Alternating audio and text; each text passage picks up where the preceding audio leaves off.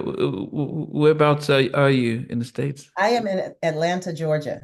Okay. Yes. How Okay. do you pronounce your first name? Namdi. Namdi. Okay. Yes. Yes, I relocated from the Bronx back about 20 years ago. No, maybe more than that. I left New York in 99 and moved south because I divorced. There were a few personal things going on, and I wanted to be closer to my family who had relocated here after retirement, my parents. And so I Okay. had small children. So it just kind of worked out. But I haven't, I lived here, then I moved to Virginia for a little while because this was a little bit too Southern. The culture was different for me, and Virginia had more of a Northern mentality. So I've been back and forth. There isn't one state on the Eastern Seaboard that I might not have lived in at least 30 days. I'm just, Okay. At like least 30 that. days. Yeah. I mean, I Like, think because I spent 10 years in the States and started off in Selma, Alabama in oh, wow. 92. Yeah. And and we had family out in Atlanta, Marietta, but back then, this was before the Olympics, around 92. I mean, Atlanta was not too many people were heading out to Atlanta, and it was rural and quiet. I mean, apart Yes. from downtown and stuff. And after the Olympics, prices went up, and then the industry with LaFace and making moves and everything, it just became an influx, an influx, an influx. So it's a lot different than when I first got down there. And yes, I can just imagine. I travel a lot and I've been to islands as small as Grenada, where the driver who picks me up from the airport will ask where I'm from, and then they'll get so excited about Atlanta. Like it seems like everybody in the world wants to visit Atlanta. I think that's so funny. And to me, as much as I am peaceful living here, nothing ever matches New York. Nothing will ever be like New York. And I'm always comparing. And so for those who think this is the Mecca, I'm just like, it'll do. so you said you're from the Bronx, you said. I'm born in Brooklyn, raised in the Bronx. My Okay. family's from Harlem. My mom's family's from the South, Miami. Well, it's kind of cosmopolitan. It's not as Southern as Alabama per se, Yeah, but yeah. she relocated to New York during that time when the great reverse migration occurred, where all the blacks moved from the South to get jobs in the city, Okay. and met my dad. Okay. And what your dad So, is from where? The sorry. Brooklyn, or was he He's from from Harlem. My father's from Harlem? Harlem. Yes. Okay. So I was raised in New York. I left when I was about 30.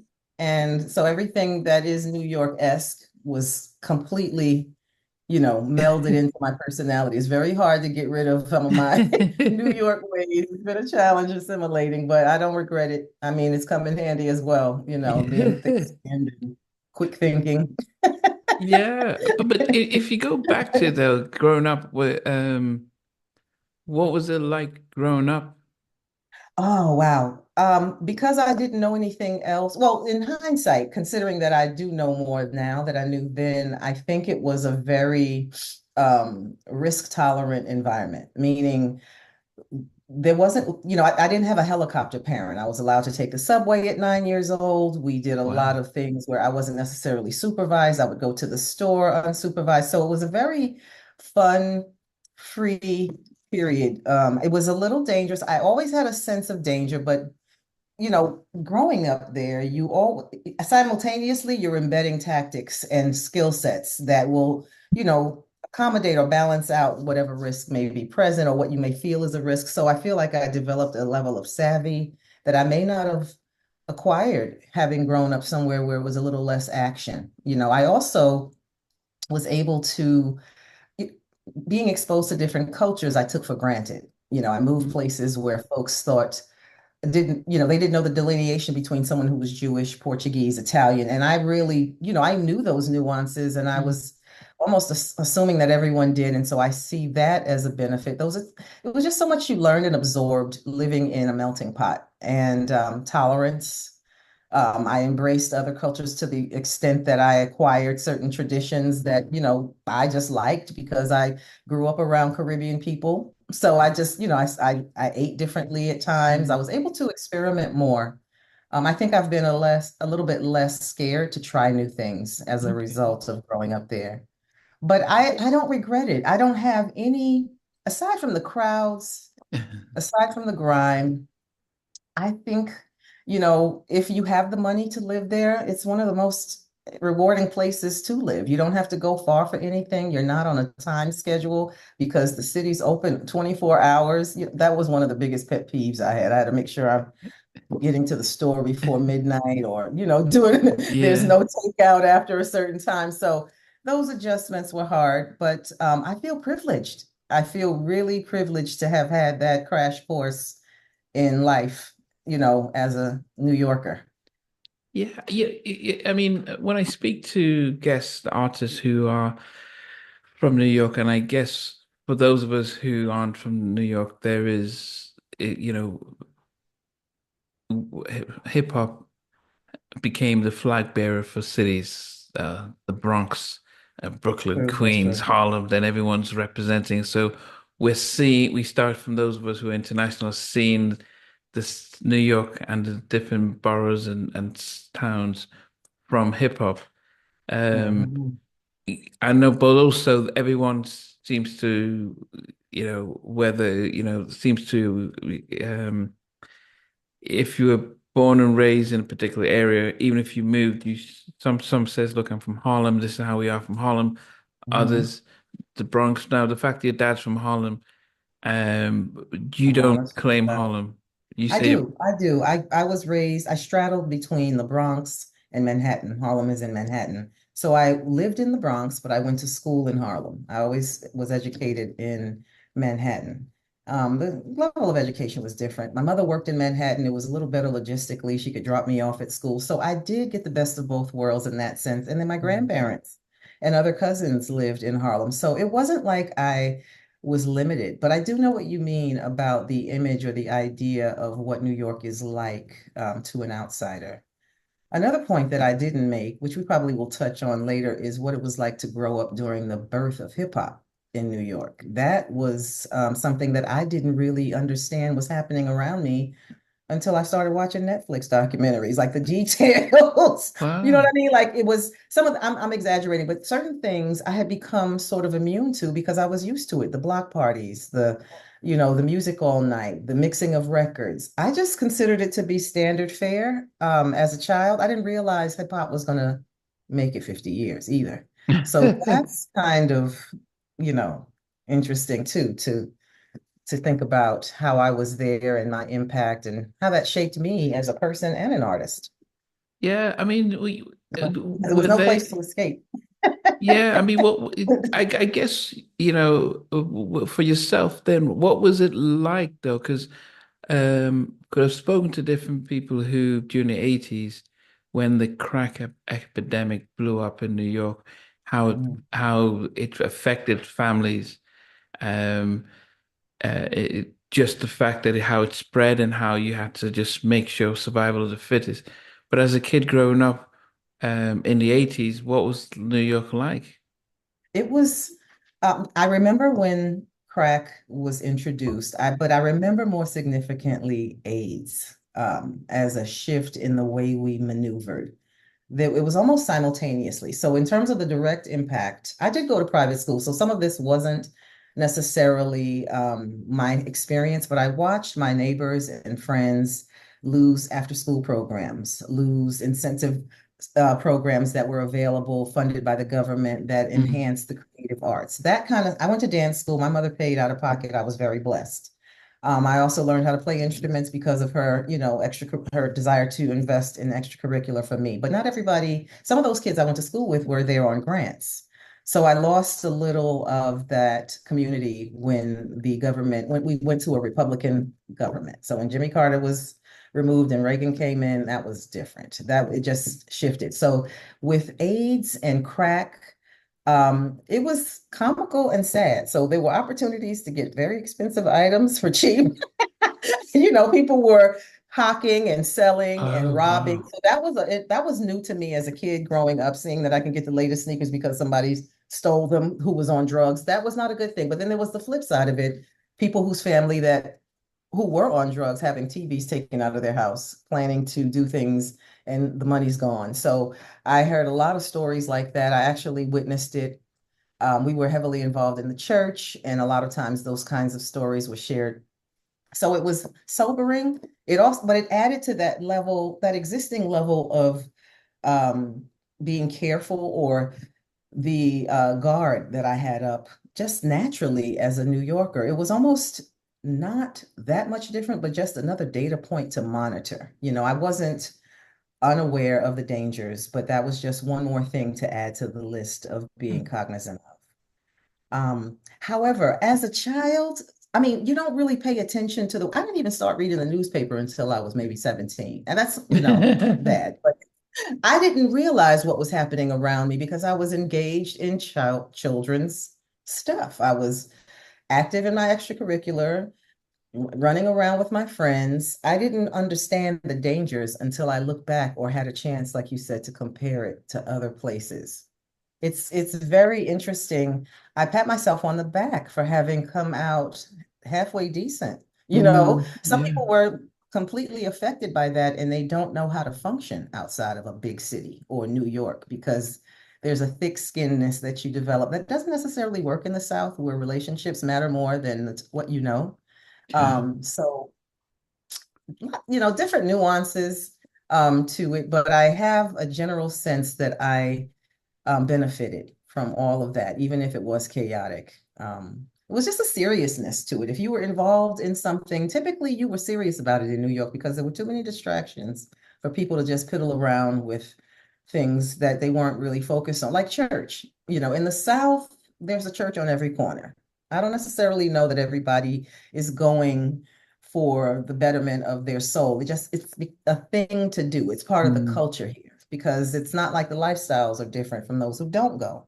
But in New York, 9 times out of 10, if somebody was going to church, they were either there was an intentionality about it. Now, it's not a blanket thing, but Yeah. for the most part, people, life was harder. There was more to concern yourself with, and they needed that support spiritually. Mm. And, that's something I noticed. But Did yeah, am I did you talking too much? sing? No, no, no, no, of course not. No, Okay. no, no, of course not. No, no, no. But did you sing in church? That seems to have been a breeding Yes, ground for a lot of artists. typical story. That's my story. I can't say that my love for music began in church though. I was not raised in church like many. So I wasn't born into the situation. My mother decided to change her life when I was in about 10 years old. And so I had already my personality was established, our family traditions were established. We were very musically oriented. My mother and my family were fans of the music, and they had a very unique taste, an eclectic palette for music. So I got a chance to see or hear a lot of different things. And then when we joined the church, there were certain restrictions. I wasn't really able to do the worldly things that my mother had been doing before. So I found my outlet through the choir. And that's when I realized that I could sing. Mm. I mean, I was just singing in my brush before that. But when I had a role to play and some informal instruction, I realized that there was something there, and I just pursued that privately because, again, it And what wasn't do you really, mean privately? I didn't tell anybody that I liked to sing and, Okay. or that I was interested in making it a career because I didn't have an interest in gospel. And that was contradictory to what we were being taught. Um, it's a very convoluted situation. I was raised in a holiness church where almost everything was a sin. And I'm not trying to disrespect anybody, but it was very impactful because I Uh, didn't really understand life as a result of having, so many restrictions on the things that I did, which my peers were doing, which didn't seem harmful. I respect the limitations now, and I'm grateful for having that pause in my life, that opportunity to stop and think and reflect on what may be the right or the wrong decision. But it also caused some confusion in terms of what I could do and who I was. So to pursue what I did, it was a rebellious act. And so I didn't really talk about it.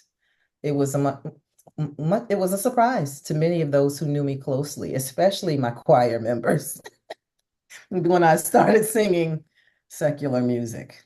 But you know, evolution is necessary. So Yeah. So are we saying that that your mom went to the extreme, like, okay, yeah, I want to change my life, so we're just gonna go in and everyone all we all go down.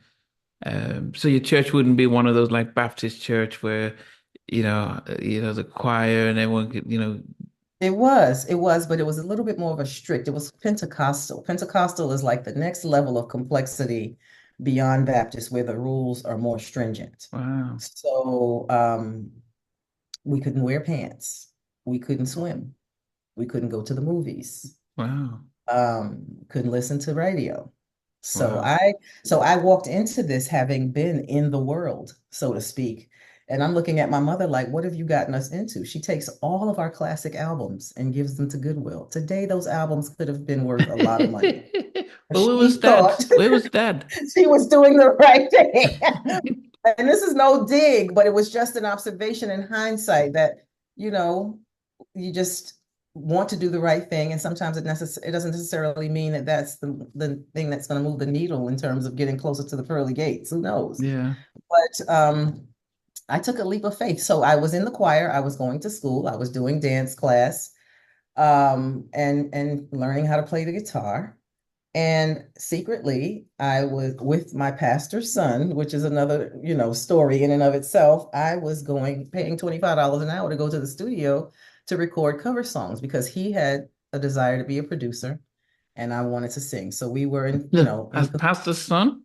my pastor's son. That's right. He was raised in the church differently from me, born into it, had no outlets. It was more frustrating for him because restriction existed from day one.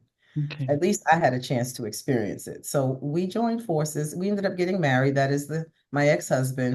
But that was my interest. Yeah, right. I need to write a book. That was my entrance into the music. But don't get me wrong, by the time I got recognized on a more broad level, I was still very insecure. I still carried a lot of that, is this the right thing to do mentality into it. So Oh, what do you mean? there's a lot to unpack there. Yeah, no, no, but what do you mean about because is it that you Well, weren't I felt guilty. I felt guilty once I reached the level of success with my singing because it wasn't in line with what I thought was the right thing to do spiritually. And it was reinforced by the actions taken by my church. My church membership was canceled or revoked because I was singing secular music. And this is my father-in-law who decides that since I'm not going to sing gospel, I don't deserve to be a member. So that was impactful. And I just absorbed that and moved on. But it's very much something I think about, because if I were a weaker person, what would have happened? And today I realize that that may or may not be the reason or thing that keeps me out of heaven. I'm sure there are other things I've done a lot worse that, the good Lord would look at and say, well, maybe we need to pause. But I don't think singing was, to me, the thing. So if evolution occurs and people change, but that was how I got started. It was with much not adversaries, but I had to actively, like I said, decide and rebel against what I was doing. Now, my parents were different. This is the church that I'm talking about, and we were all indoctrinated to an extent, but my mother still maintained a level of reality. And so, even though she was devout, when she realized that I was serious and that I actually had the attention of someone who could make me famous, she supported me. She definitely looked at it differently and decided that maybe we were not necessarily in the right place in that church with all the restrictions. So that is somewhat of how we evolved once I got going with the industry. My mother and father moved on. They moved south. We left that environment, and I was a little more at ease about being myself. But it's always something that's been there. And I look, being as though things are wide open on the internet, I see many stories like mine now. It wasn't like that back then. I didn't really realize that there were many people who had gone through Mm. similar types of rejections just because they were pursuing their dream, you know. Yeah. But I'm glad I How old were you did. When I what? when When you I got and the pastor's son kind of started doing the we got married when I was 19. I wow. was straight out of high school looking to seek my fortune. And that's when we started. Well, we started singing prior to that. So maybe 17. I was in the choir from the time I was 11. And so by the time I was 17, I was, sneaking out to do the devil's music. But at that stage though, who were you admiring as a singers? Oh my goodness. You know who the 80s divas and the 70s is such a rich period. So I grew up in the 70s, and that's something I do need to say, that I think that there is something different about those who grew up in that period because it was Mm, so dynamic and creative, even more than the 90s. So my influences were heavily based on funk. Shaka Khan okay. was my number one, but anybody who was alto, because my voice is deeper, and Mm, most singers who are promoted have soprano or a higher register, and there were very few divas that sang in my alto range. So Gladys, mm, Phyllis Hyman, and then Anita Baker came along, and that was it. I realized that there was a spot for me. okay. But I can't really pick a favorite because I love male artists just as much. Luther was emerging when I was a little girl, and I recognized that he was special. Mm. Marvin Gaye was one of my number. I remember when he died, it was no rest to be had in my building. I lived in an apartment building, and I'm telling you, every day, all day, people were playing Let's Get It On and Sexual Healing back to back. I was tired of it, and I'm his number one fan. So it was,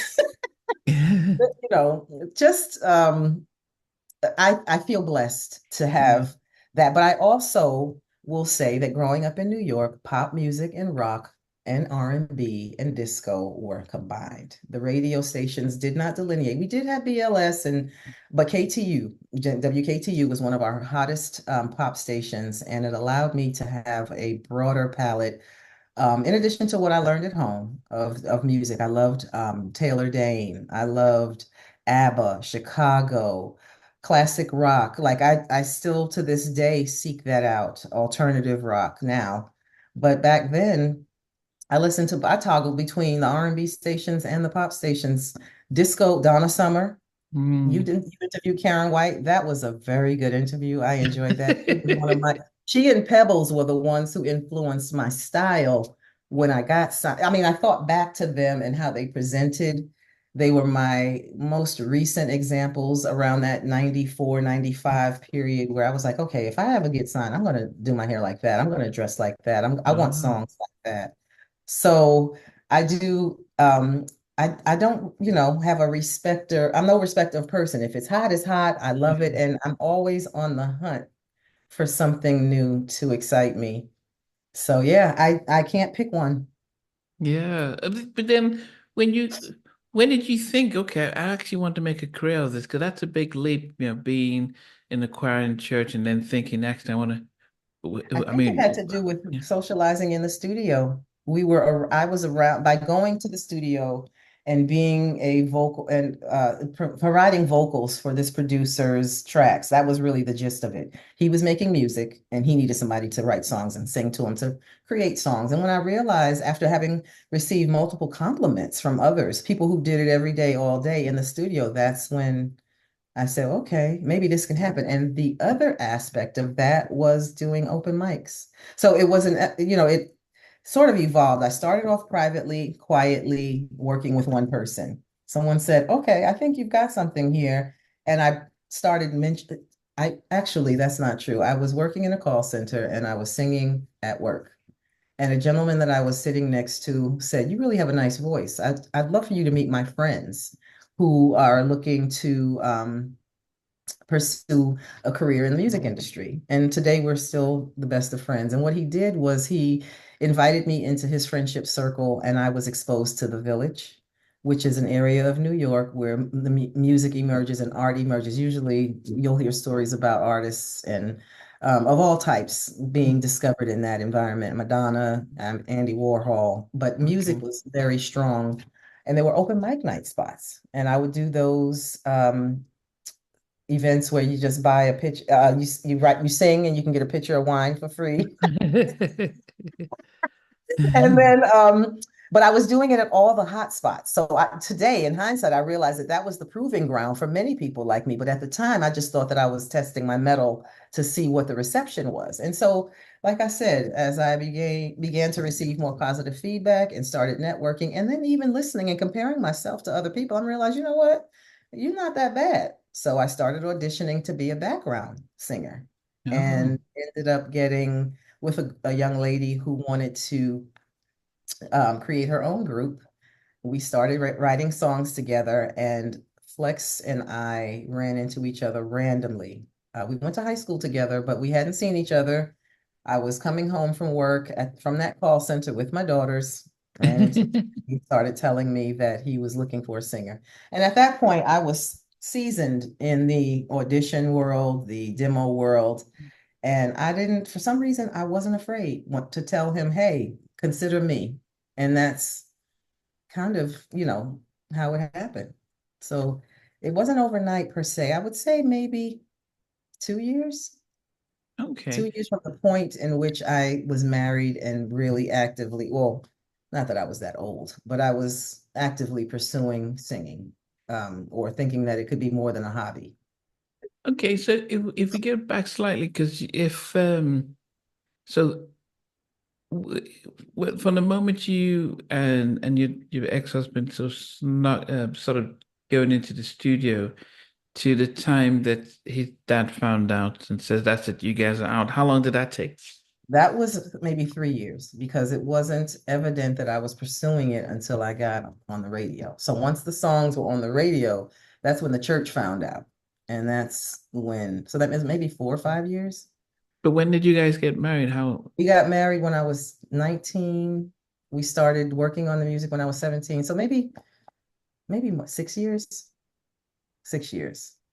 Because I had had all my children by then. And so I got signed. Oh So no, so before you go, Sam, I guess I'm just trying to get the pictures to you were 17 when you started to go to the studio. uh, 2 years later get married. But when you get married, was this a secret no one wedding knew. or was No it in one front? still knew. No, I eloped. It was very organic. We eloped. I didn't have a wedding. I was just looking to be independent. ASAP. I still maintained secrecy around my pursuits. I didn't think I was good. So I just was, practicing, experimenting, trying to get multiple opinions. My goal initially was songwriting. I didn't necessarily think that I was the best singer. I wanted to be in the production team. And that Okay. still is one of my things today. Hmm. Um, so I kept it a secret. I was really stealth about that. And so no one really knew what I was doing. I had moved on. I wasn't attending the church as regularly after I became a full-fledged adult. I was in and out. My children were raised in that environment, so I exposed them to it, but it wasn't like it was when I was a child and had to go with my parents every day of the week. Oh So no, there were times, but you yeah, said you guys eloped and got married not with no not in the church, so they didn't. no. Okay, Mm-mm. so but then were you still local, so they knew where you guys were?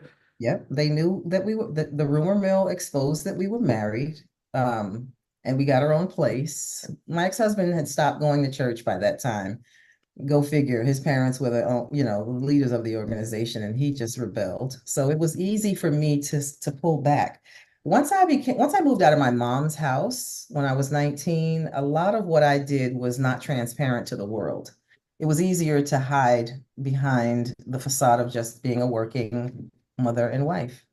Um, because most of what I was doing was on weekends and in the evenings, and it was with him in secrecy. Well, in private with his smaller circle. He wasn't necessarily hiding it, but we weren't broadcasting it, in other words. And like I said, I was really a back office artist. I was singing, the lyrics I was writing so he could demo these songs and sell them to somebody else. It wasn't like I Okay, was okay. focused. Yeah. And so that's why there was because I then wonder about. whether there was any limitations already being a mom trying to get into the music industry as a Oh yeah, singer. there were babysitting. I never had a babysitter. I couldn't even party after I got signed because I had to come home Yes, after the show. yes. But at that point when you because when you did you guys decide let's just have kids and start a family right away and Yes, we did start a family. I wasn't, I wasn't in the family way when I got married. That wasn't the reason for being married. mm, I just was ready to be free, for lack of a better way of saying it. And mm, we, it was, it's not really a planned thing in the Black community that I shouldn't say that, but we always go with love and the flow. And so I just ended up getting pregnant a year after, and maybe 6 months after I got married. And so 4 years after that, or 3.5 years after that, we had our second child. But in the I was still not looking at this as a career. It was still, just a hobby. I have fun doing it. I like to go get my free sangria. It wasn't mm, really yeah, like I was actively saying, I am Yvette Michele. This is my destiny. So yeah. I think that played into how I managed my career or how I presented myself at first. I was very trepidatious about, and I didn't know how to articulate what my craft really, how it should be defined. Who are Mm, you? What is your style? I could only refer to other artists and say, well, I'm a dash of this and a dash of that. I didn't know how to, like some artists back in that time, the independent label was emerging as a thing, as a business model. And mm, so with that, artists were coming to the table with their entire marketing package here. They already knew how they wanted to dress, what kind of video they wanted, the songs. I didn't know any of that. I thought I was just going to stand in the circle and the magic swirl around me was going to turn me into a star like Cinderella.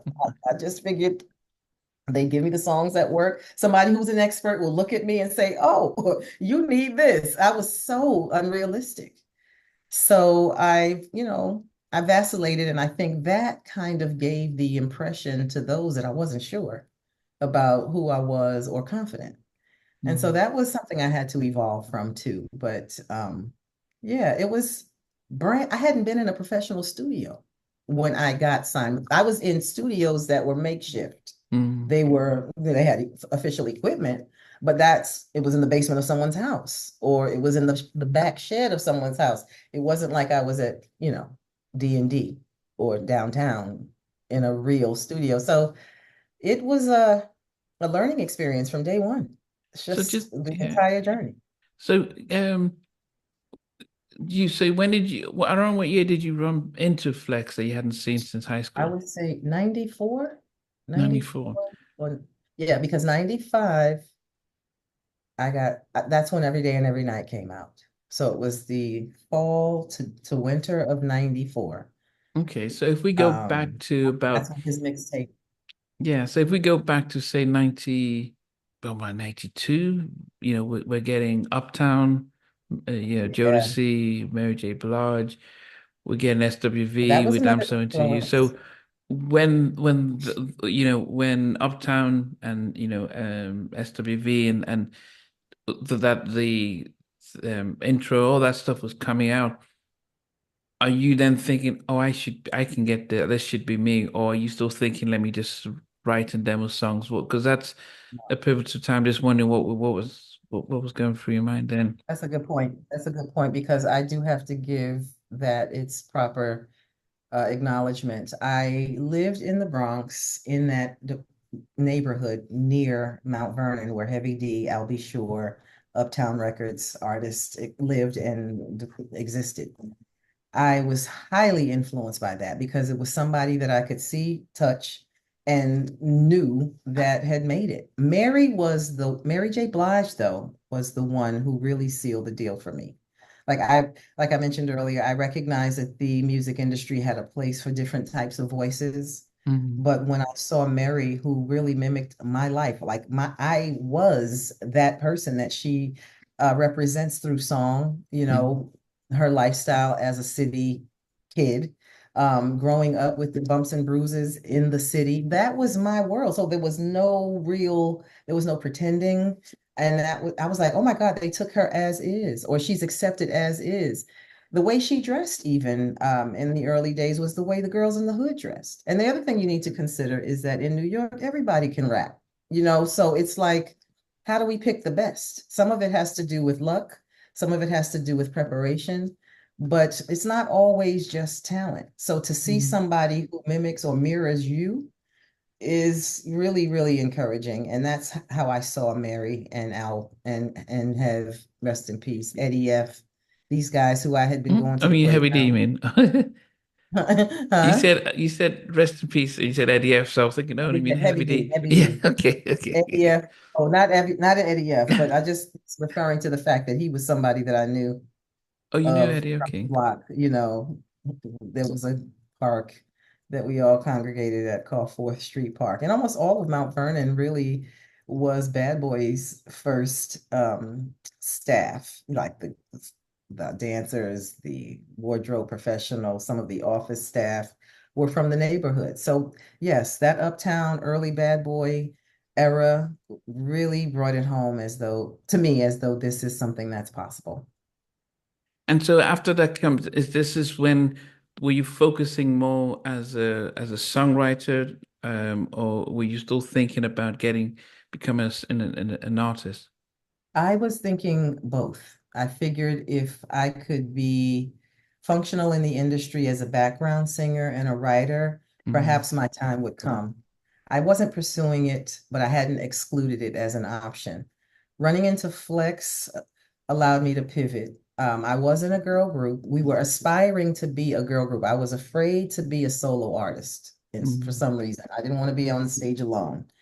And I think it tied back to just my insecurity. But when I ran into Flex, he only wanted one person. And I shot my shot. I just said, well, listen, I'd be willing to talk further about it. My demo is incomplete. This is what I've got. Listen to it and let me know what you think. And the rest is history. Oh no, So well, that, let's talk history huh? then, because the rest is history. Like this. Okay. So the history, as he listened to it, it wasn't He like, listened. yeah, and he thought, okay, this is good. We can do something with it. He asked me to come to his house Hmm. after I had provided the tape to hear the music he was proposing. Hmm. And I think I sang live. I'm not sure, but I don't know. I don't think I did. I think all he had was the tape. And then he gave me the music and said, see what you can do with this. And so I wrote every day and every night. And I came back and sang it to him over the phone. And he was like, bet, let's just do it. So what I learned afterwards was that he had somebody on standby because he wasn't sure. I didn't know how it was going to work out either. I'm nervous, but we pushed through and you could tell, that I was not really in some ways, if you compare that early song to my later songs, I wasn't as savvy, Hmm. but it wasn't bad for my first time in a professional studio and it was enough to get him to want to continue working with me. So I think we were both on pins and needles, but it ended up working out. Your ex-husband, what was his thoughts when you said this Flex want me to At this sing? point, we were estranged. We were What? separated, which is the irony of it all. He was the one that introduced it to me, gave me the taste for it. And then we had marital issues and were separated during the height of my career. So he's a barber, a top barber, cutting the New York Knicks players' hair, just really popular. And his story is that, to be working amongst all these people who knew my story or knew that I was pursuing this, to hear my song come on the radio and not be, part of that was crushing for him. And I definitely could understand that. But at the same time, because he planted the seed, I dedicated my album to him, because it was, you know, at this point, we're friends. And I just feel like if you had not suggested this, where would I have been? Would I have even felt empowered enough to try? Yeah. So, yeah, But I guess would we had a change tumultuous when relationship. fun? That's just, I said, we had a very tumultuous relationship. I don't know how to explain that differently. Yeah, no, but I was just wondering the when you split up, was that extra motivation to pursue this, or was it like, yeah, that's Absolutely. Absolutely. You're right. That's very insightful. I was very determined to provide for my girls and not mm, for, and for them not to have a lower quality of life because they didn't have two parents in the home. So it was very much an incentive. However, the times were different then. We didn't really, the industry didn't really support parents. So, or parenting or women having babies. So I had Mm. to sort of camouflage that side of myself. I was always more mature and I needed to be more youthful and gregarious in my presentation. Those were things that I was coached on, but I couldn't help it. I was dealing with real life issues all the time. I had two kids. But yes, it was a big motivation. And I felt that when I had the opportunity to change the trajectory of my family's life, that I needed to grab the bull by the horns and do everything I could to keep it. So Did I do Flex know have to thank him for you that. had Hmm? kids and you were married? Oh, he knew. He and Okay. I talked frankly. He understood, but I also committed to not letting it be an obstacle. And I did that. I did have a good support system that allowed me to travel on demand. It allowed me to attend parties and networking events. So I have to be thankful for that. And was the Every Day and Every Night, was it initially recorded to be on his mixtape, or did he Yes. have to deal with Loud already? He had to deal with Loud, but it didn't include a production deal. It was just for the album, I believe. Now, don't quote me. But our first round was just I was a performer on his album. He wanted one original song because the rest were mixes of existing music, Hmm. and he needed something to fill the album, and he wanted it to be about a DJ. So I that's how it came about, and yeah, And so when the song was on the album, how did that the what was the catalyst for the song to the success of the yeah. album. The success of the album was the catalyst for Loud to offer him the option to sign me.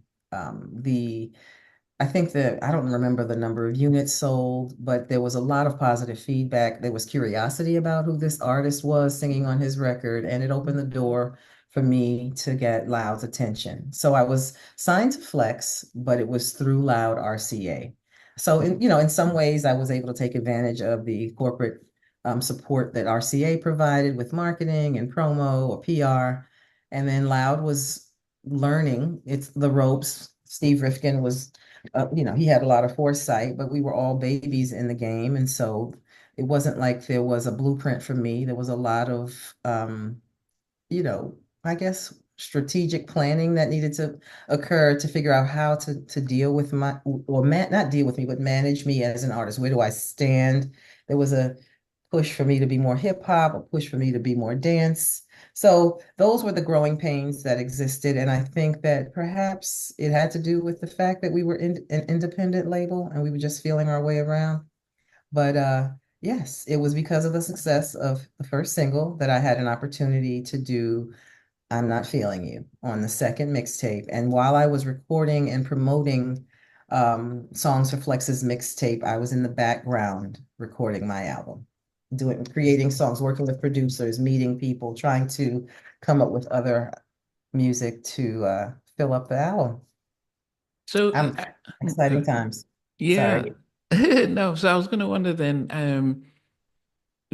when you met with Rifkin and he's saying, look, I've got a hip hop label, I've got I think the Alcoholics. I mean, it was a Loud was known as an independent hip hop Okay. art, yeah, Yeah. and stuff. So I'm wondering, does he just think, how does this fit into the, he was doing street marketing and street teams and things like that, and so it is quite different than trying to get your music to R&B DJs and station and program directors when he's mainly his real bread and butter was hip hop. So how did he not think, is this a risk worth taking, or does Flex have to convince him?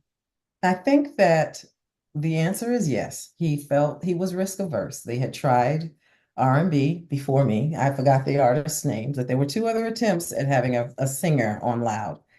But the caveat or the incentive was Flex had control. He was on the radio. He was Oh, a 97. DJ. Was he He okay? could play the records. Yes, on Hot Okay. 97.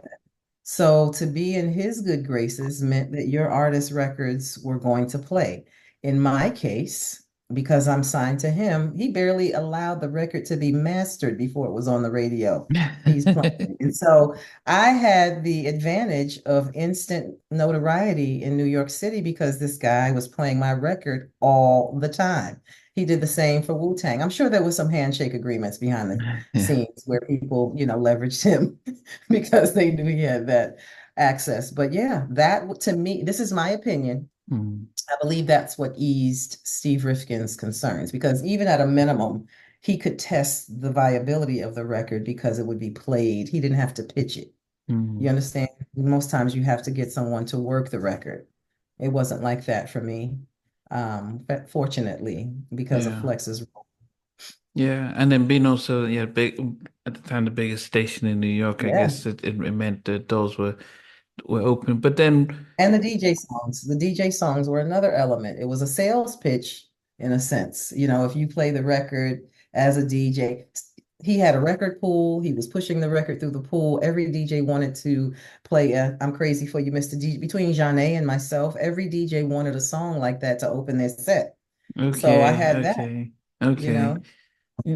So at the time you were signed to Flex's production deal, to Loud to RCA, so you could see the different change.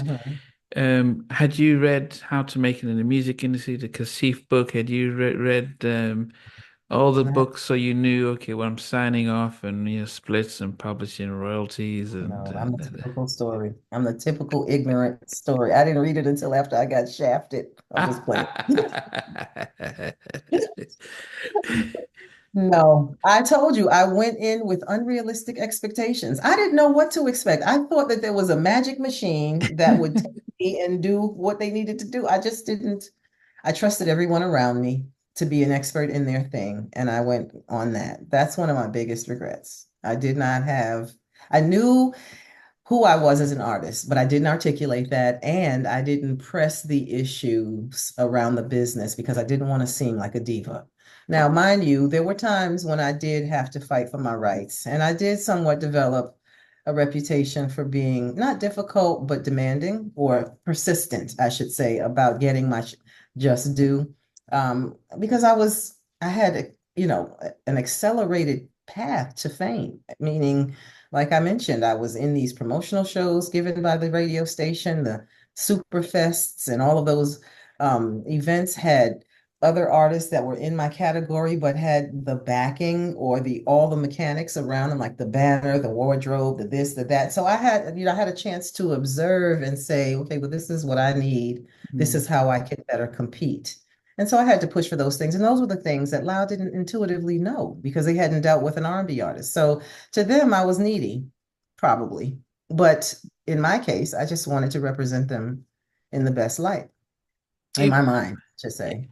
but was there an expectation that, look, Frex, we go back to high school, you're my guy, I expect you to, show me the crosses and knots and give me because I'm writing this stuff, so I should have my publishing did, but and was there an expectation or you just trusted, yep, sign here, and even though you wrote the song, how do you deal with ownership was, and I guess is the question is that if you go in without any knowledge about how business works, then do you then expect people who you know to be able to say, okay, this is A, B, C, and D, and this is what you're signing, this is what you're getting, this is what this means. I can't say that Flex didn't try to educate me. He gave me very practical knowledge. Don't quit your job until you have this thing up and running. Stay away from this person. Do this. Don't do these types of events. Be careful about XYZ. But it wasn't from a legal perspective. And you also have to remember that there was a culture of making people pay dues on their first round. So your first album, you're never going to get it. I got paid $500 as a performance fee for every day and every night. I had no idea at the time that that was far below what I should have received, but I didn't care because I was on the radio. So there's the other aspect of how much you want to be how much, fame impacts you as a person. If that's really what you're trying to pursue, to be seen and heard, maybe that's enough. And in my case, I hadn't had any of that. So I just was excited to ride down the street and see stickers on the wall with my name on it and hear my song on the radio until I realized that that wasn't the end all be all. So when it was time to renegotiate or negotiate my album deal, that's when I pulled in the legal team and explained what I had been through and tried to negotiate the best possible outcomes with, a little room for risk embedded in that because you can't outline every detail of an artistic relationship. You'll, you know, tamper down on the creative aspect. And I did not, that was the other thing. I didn't like the combination of business and art. I felt like if I thought too much about competing, I couldn't be creative. I couldn't think of anything good because I'm worried about what the people like instead of doing what I do naturally and letting that drive it, which is what happened with my first song. I just came from the heart and it hit. So I wanted to recreate that, but it was once I was out there, it was like, oh my God, is so and so doing that? Or are we doing that? Are we wearing that? Are we? So it was, it was, that was another aspect of me trying to survive. And I think Flex, to your point, was also jockeying for his growth and his career climb. He was younger in earlier in his career, Mm. and he hadn't achieved all that he was setting out to do. And so um, we had to find our places amongst each other where no one stepped on anyone else's toes. There was a time when we had creative differences where the train stopped because we could not meet and agree on certain terms. We stopped talking. And that wasn't something I enjoyed. So I was able to learn how to concede and flex and compromise. Flex, no pun intended, but I was able to learn how to just adjust and compromise and meet people where they stand and halfway and understand. I had a conversation with someone recently from the label who said, Yvette, we didn't know what we were doing. You can't be mad. We were all dumb. I was like, yeah, I guess so. We were just people from the hood running these record labels, trying to perform, trying to find our way. And I'm holding it, all this over their head. Like, why didn't you do this? What happened? What happened? And like, we didn't know. We didn't really know how to make you a star or do XYZ. So I don't blame anybody. I feel like everything happened in its divine order and the way it was supposed to, because the gems that I have today, I could be a manager. With all the things that I went through, I could be a tip top manager for any artist because I know all the mess and all the loopholes and all the tricks and the things that could go wrong, like Murphy's Law. So Yeah, but then it's fucked up. whose idea when they said negotiating for your album, so the single's blown up now, it's about negotiating for your album. Then whose idea was it to get legal representation to start looking at publishing and Me. points? By that time, I knew that that was customary and expected. By the time Every Day and Every Night was out, I had acquired a new group of friends or colleagues who could educate me on what was expected. And just communicating with the people at the record label, I learned things about how it should be run, how an artist maintains, how an artist conducts themselves. And so, and at a minimum, I knew that with a contract, I didn't have a contract with Every Day and Every Night. So I knew that Mm. once I received a contract, I couldn't interpret it. I needed to get some help reviewing it. Now, I did have some challenges with the way I presented my circumstances to the lawyer. He misunderstood the relationship and made the contract a little more lenient between parties than he might have if I wasn't a high school friend of Flex's or there was no relationship. And it ended up hurting me in some cases with my management because it was assumed that we were all buddies. And when things went awry, I had a hard time getting out of it. So there, different nuances to the way you select a lawyer, but I knew at a minimum that I needed somebody. And Oh, at yeah. that point, I was just going with referrals. I didn't So know. who referred the lawyers? Loud, Flex, No, RCA? I did not utilize anybody in the working relationship to provide me support or info on the legal aspect because it was almost like double dipping. Mm. So I sought help from other people that I knew from the Uptown Records community. So they were able Okay. to, and most of the people that worked on my project were from Uptown Records because it was really very recent. And many of the people who worked in Loud's A&R were poached from Uptown. So Okay. yeah, I But was then, able to get some help. so you, but yeah, 'cause I do wonder then, did you get to sign a separate publishing deal because you're a writer? Yes, I did. That was something that emerged later. I was by the time Every Day and Every Night was fully I'm sorry, by the time the mixtape volume two was out, I had moved on to Violator management, Chris Lighty, and he was a blessing. He was able to, I would say he was the only one that I could relate to that understood me and could convey to me all those tough conversations that wouldn't break me down and motivate me to keep going. He was able to negotiate a publishing deal. He was able to negotiate advances, things that my former management wasn't knowledgeable enough to do.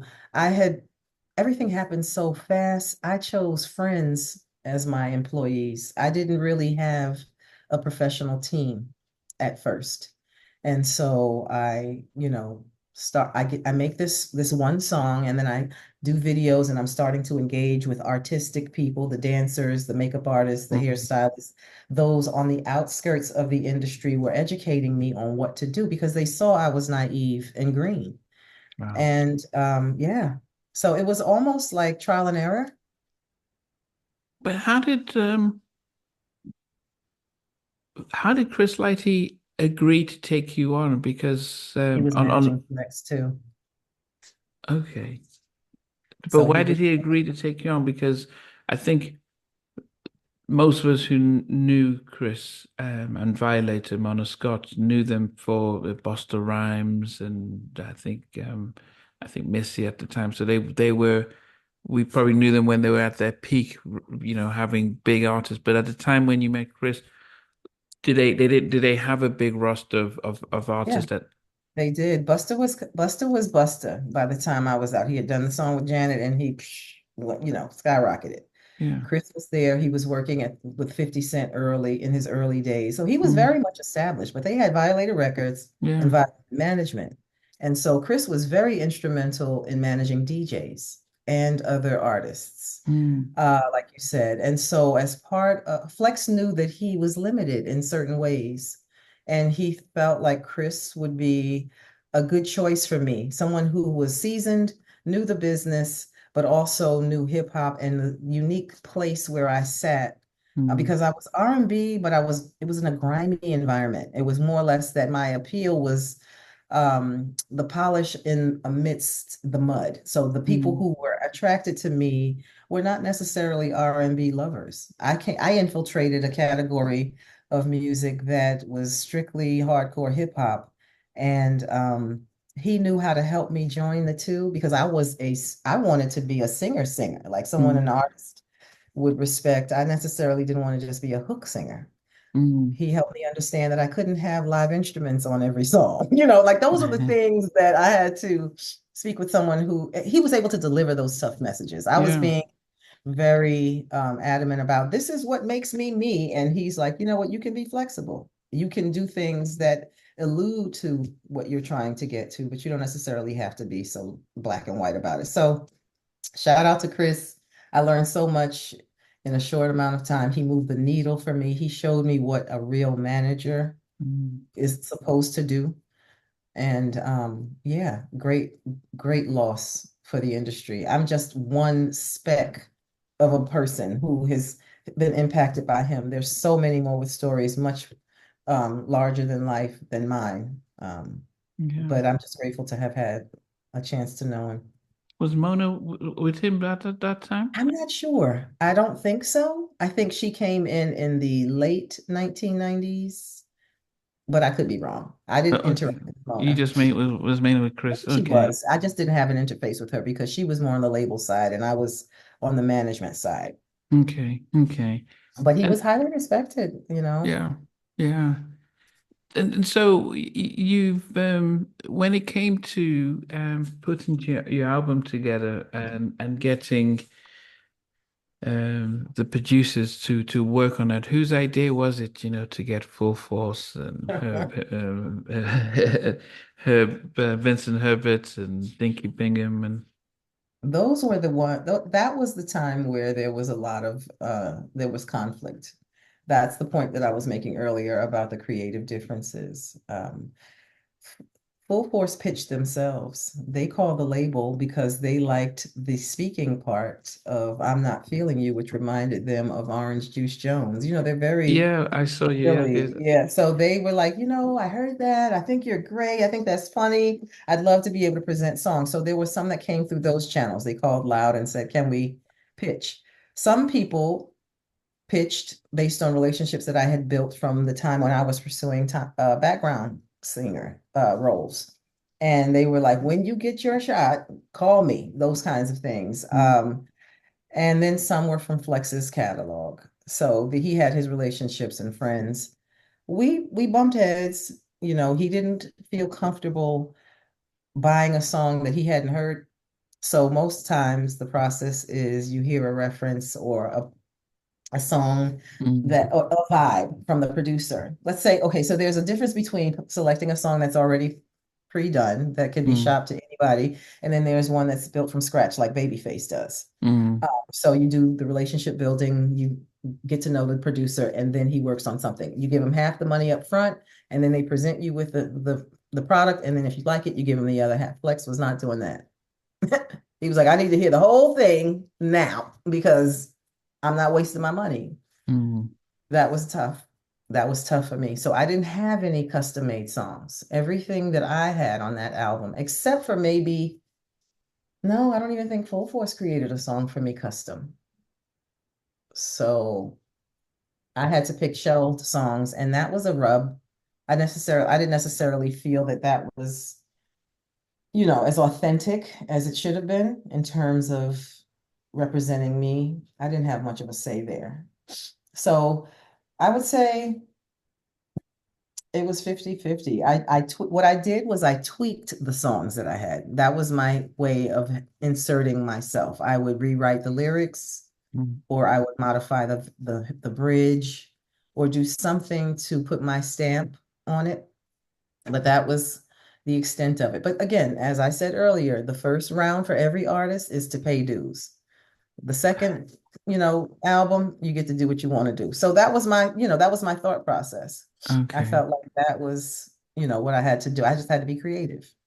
And that's how we got my dream.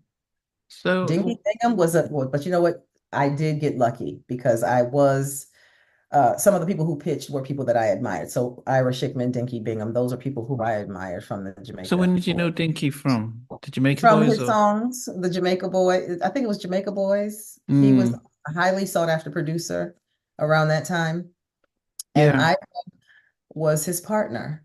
Ira was also he was close to Shaka. I think they dated, or that was some sort of relationship there that was long term. And he actually nurtured my vocals and helped me create a song that was more custom than the others. So I have to take that back. Shout out to Ira Schickman.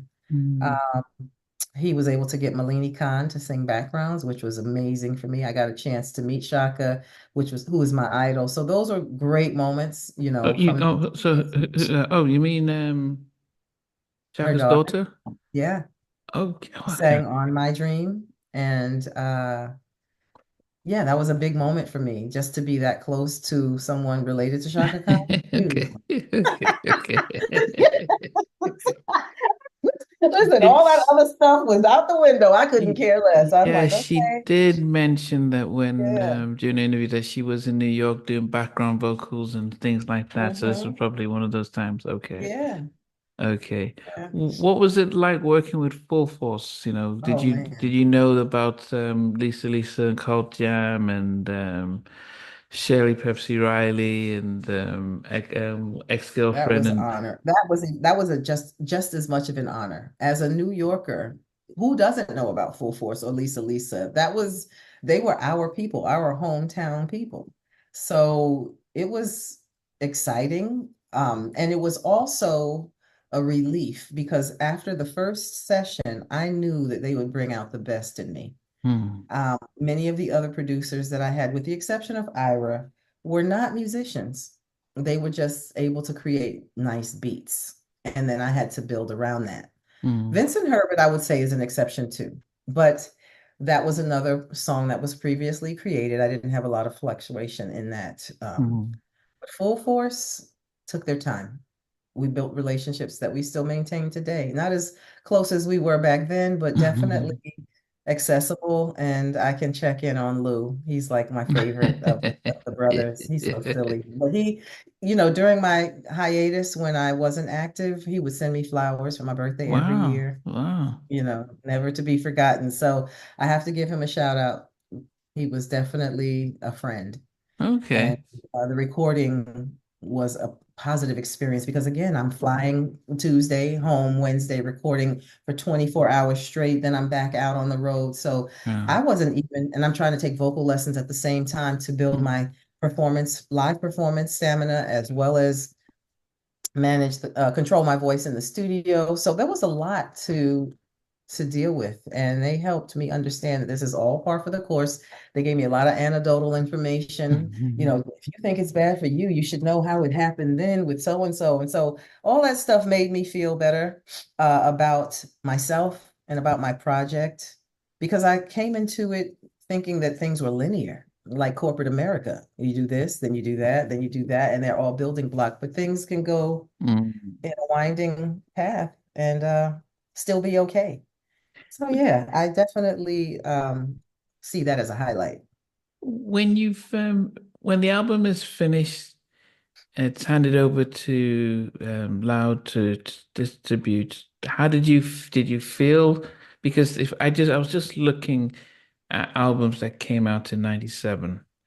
Um, Erykah Badu's Badism, Mary J's Share My World, Mariah Carey's Butterfly, SWV had come out with Release Some Tension. Joe was All That I Am. You know, we had Casey and You're gonna ask the JoJo. question that I We don't had want. I don't. You're gonna incriminate me. I'm never gonna get another deal. Because if I the tell you how I really feel, they're gonna be like, "You ungrateful hussy." no, we had Usher with My Way. I'm just thinking, look at '97 because we don't get this kind of stuff now. We had I Next, know. Rated Next, Zhane came with the sophomore album, and Vogue EV3, Jagged Edge, a little, yeah, Michelle, Yvette Michelle, Michelle with My Dream, Brian oh, McKnight yeah, with that was me. Anytime.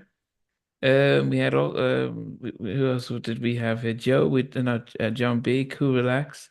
Changing faces all day, all night. So I mean, people would just LSG, My Body, I Allure. know. Yeah, this is when those four of them came out. So if you start to think, Monique, Terrell Regina Hicks, Thompson.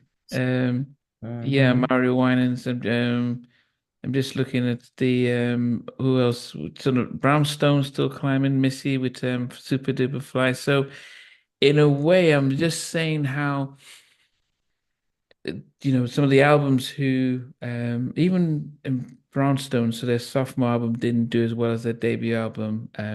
It was a nice album, but it didn't do as well. But a lot of it, you could see the sort of competition. But then also we knew that, SWV, when I spoke to Lily and stuff, said, man, we hated Release Intention because they just filled it up with hip hop artists, and it was all rappers featuring SWV. But I just wondered, Yeah, 97, you're coming out with your album with all this stuff here.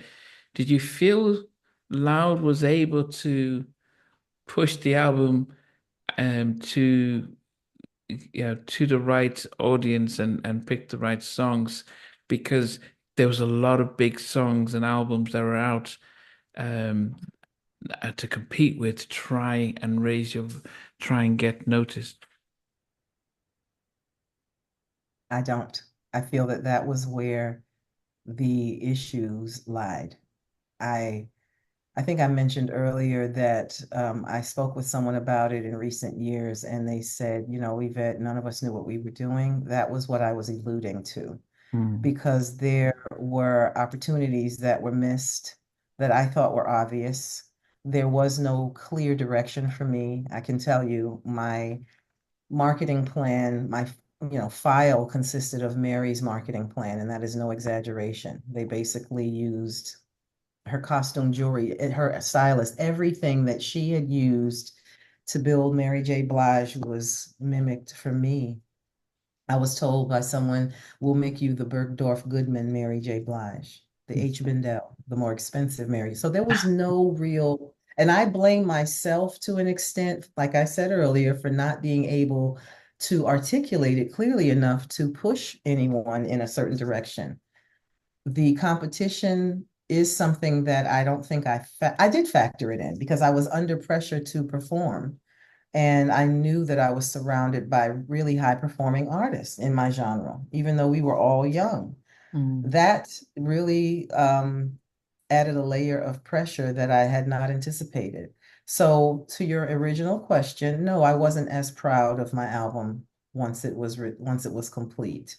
I don't feel that Loud knew exactly how to promote me. RCA stepped in more, and I had to hire a private publicist to do some promotion. But there was a missed opportunity there. And then I think the number of songs that I sang about DJs sort of caused the buying audience to look at me as somewhat gimmicky, Mm. a kitschy, as opposed to a Kelly Price, down and dirty singer. I Mm. don't know. That's my suspicion. But I've had a bit of feedback over the years to say that had there been better marketing, things would have been differently. Like, for example, I'll never forget doing radio promo and Grandmaster Flash pointing out all the other songs that should have been released on my album because I had some songs that were just never nowhere saw the light of day. We didn't know we did two videos because the label didn't know which song to make my first single off the album versus the second one. There was a lot of wasted money. Mm. Um, and Out of your ultimately, budget as well. yeah, thankfully I didn't have to pay it back. It was absorbed somehow, but I, didn't walk away with the warm and fuzzy.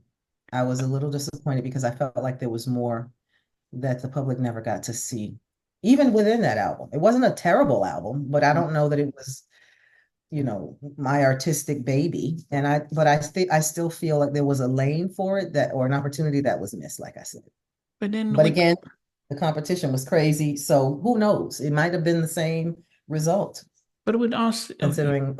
so I just realized that when you think about RCA, you think, okay, they had SWV, they've had success with them, so they should have. They could say, come on, okay, we know how to push these albums, R&B albums. We've got the networks. We've got Yeah, a blueprint from SWV.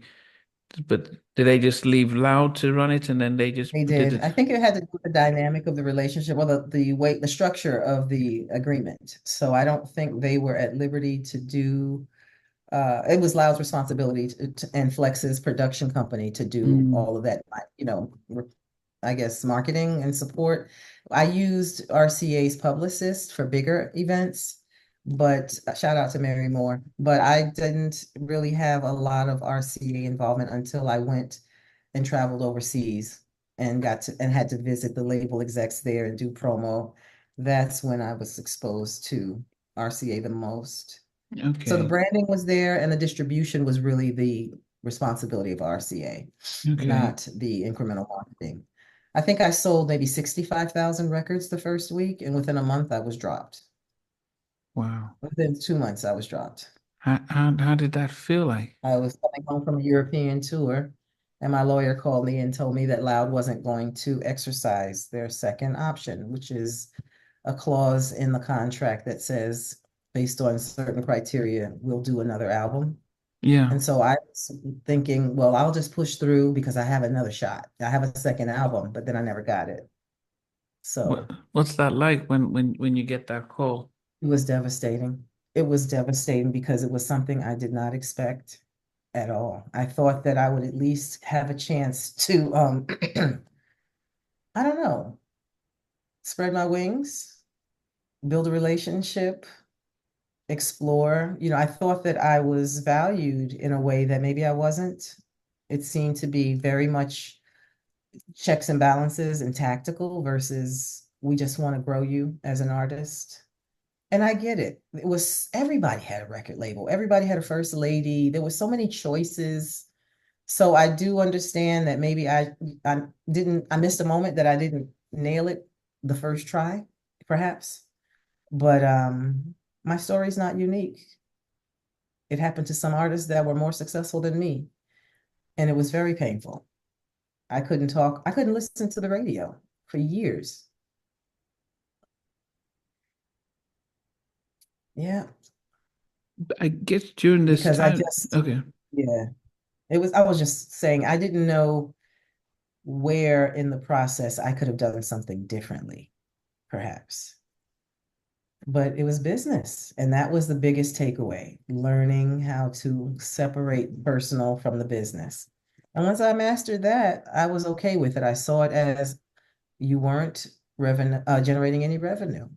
It wasn't profitable. In any other business, you move on from a situation that's not profitable. And I can find reasons all day, but who's to say if I had the big machine behind me that I would have been any greater? Now, I would say that I would have. I know in my heart, but they may not have thought that. So I have to be respectful of that. But when I got signed, it was such a miracle to me. It was so beyond what I had ever expected that I Mm, just knew that this was my destiny forever. I didn't mm. expect it to be a moment in time and then I'd be back to my normal life. How's that At the same transition though time, from having a couple of videos, doing some tours and all the Superfest and you're on radio with Flex all the time and now you're a regular person. yeah, yeah. Um, the beauty of it is that life was always real for me because I had children who I was responsible for. So I Mm, never could dwell for long on the things that I wanted, needed, preferred, liked.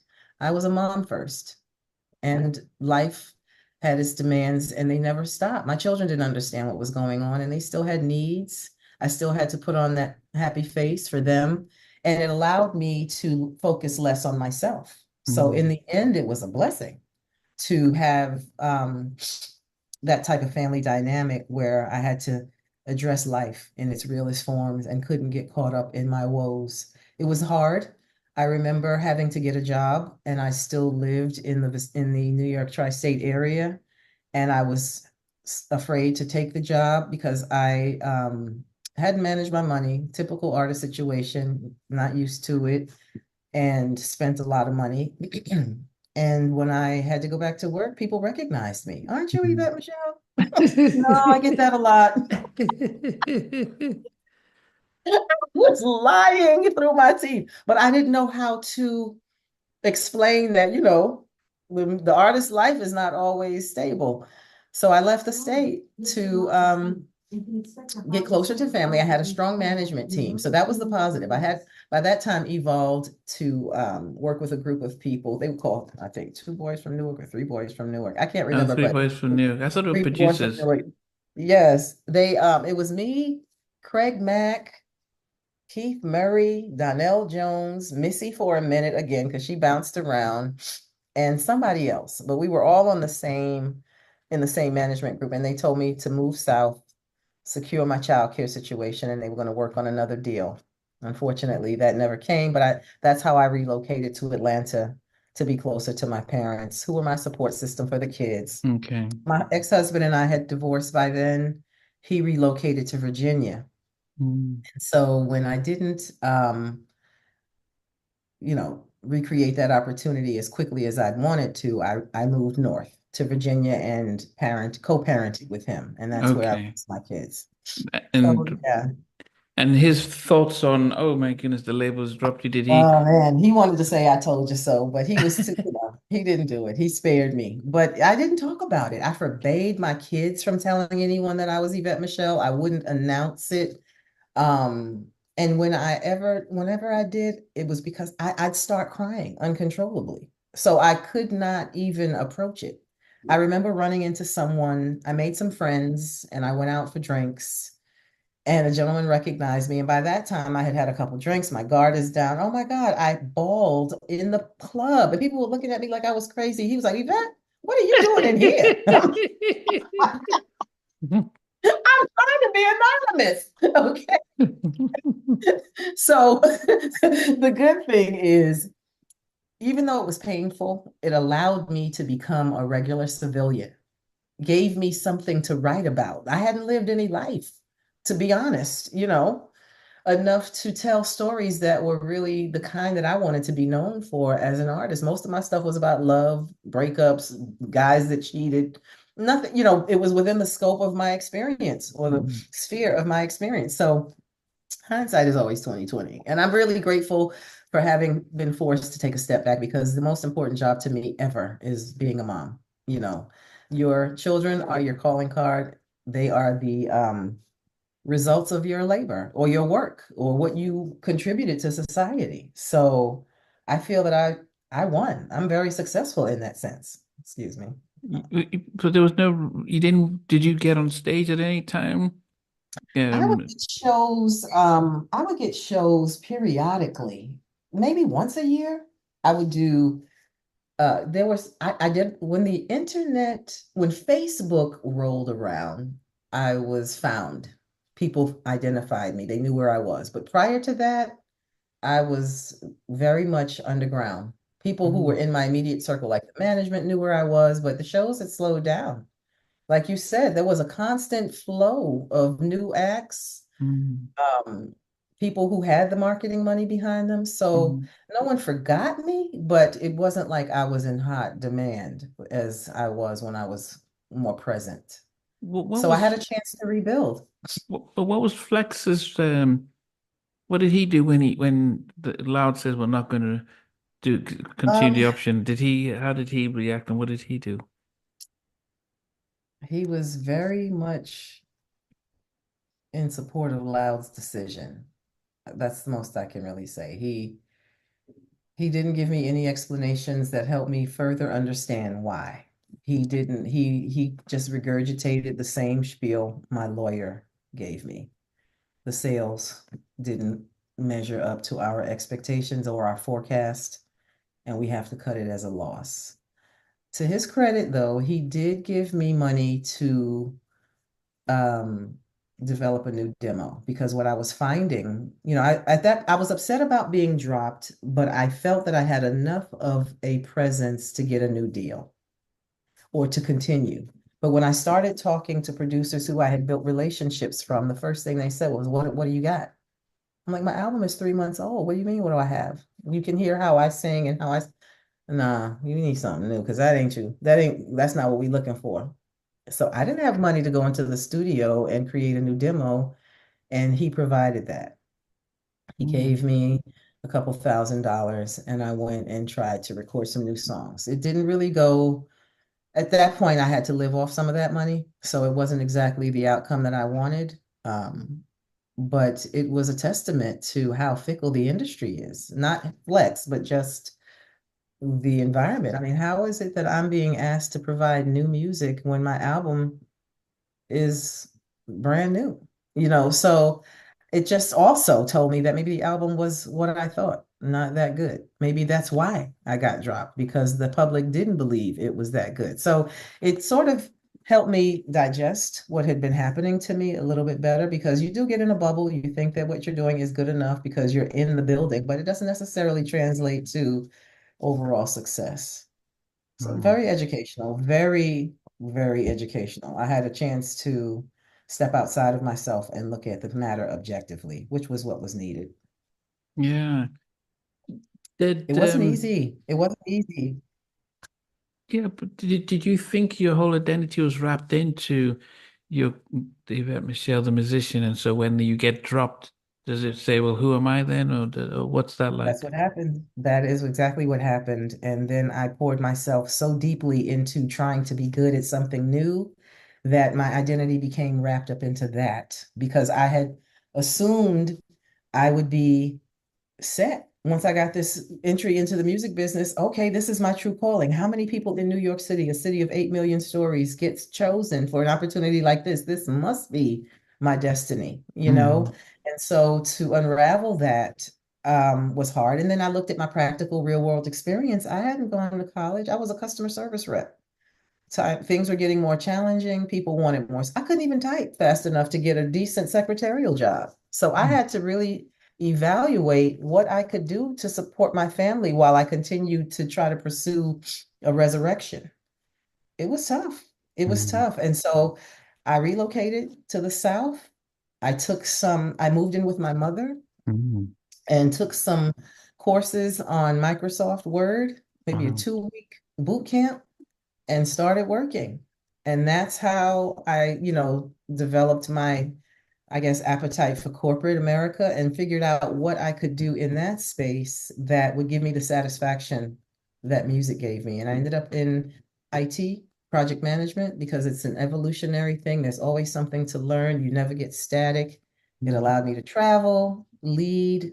It was just almost what I had in the music industry, but it didn't, and the level of creativity existed because even if the projects are business based, a plan is only as good as the information you have. There's influence you have to apply to get things done, to make people motivated. So I still was able to use my charisma and some of the things that make me unique. And so that was where I ended up. And it's become a rewarding career. I ended up going back to school, getting my master's, mm, and being an example to my children of resiliency. mm, It's something that I'm equally as proud of now. But again, I was so upset about what happened with the music industry. I think I dove into it a lot more aggressively than maybe it was hard when I realized that I had almost done the same thing, identified too closely with what I did instead of who I am. It was when I was a part of a major layoff. And I'm like, oh, what am I going to do now? Who am I now? And I recognized the same behavior. I had done the same thing twice, but in different aspects. So you live and you learn, you know, but I don't have any real regrets. I feel like I have come full circle. Like I said, once the internet and social media emerged and people found me on Facebook, I started getting shows. They were still less frequent, but they were major. I was at the mm, Apollo, NCAA games. I did a few international gigs. Nothing at the level of before, but enough to remind me that that occurred because it had been so much dormancy for a while that I almost forgot that I was Yvette Michele, or that it seemed like a dream, literally. It's like, did this really happen? Was I there? So yeah. What's happening now with the new focus or the light being shown on me yeah. is really therapeutic because it's like I can die now. Full circle. It's all good now. I'm seeing what I need to see. The world has confirmed my suspicions about me, and I'm good with that. And there's just a lot to be thankful for. Nothing comes easy, and you can't despise small beginnings. Mm, And so I just, in full circle moment, and I rely on my faith. All that time I spent in church, I pulled on those things, and their traditional tried and true mechanisms for keeping the focus and not getting too wound up into emotions. mm, I would say, it was one of the better things that happened to me. It allowed me to look at life in a real way. And the last but not least is when I look at some of my peers who did not leave the music industry, that may not be here today or didn't fare well in their experience. I'm grateful. I was telling someone once that I didn't understand why it happened to me. And he said, God saved your life. And that's true because I was so into it. I was so happy. I was so excited. Who knows what I would have done to keep it if mm. I didn't have kids, you know? So that's why I'm grateful for my children. Yeah. I mean, I was I didn't mean to bring you down. no, no, no, no, no, That no. story's heavier than you thought, right? I'm a mental health therapist. It's gonna take it takes that yeah, there's nothing that I can't really handle. Yeah, So I feel badly now. I'm going into therapy with you, and no, no, everybody no, else no, no, was no, upbeat. no. But I was speaking with Jackie McGee on Sunday, and we were talking about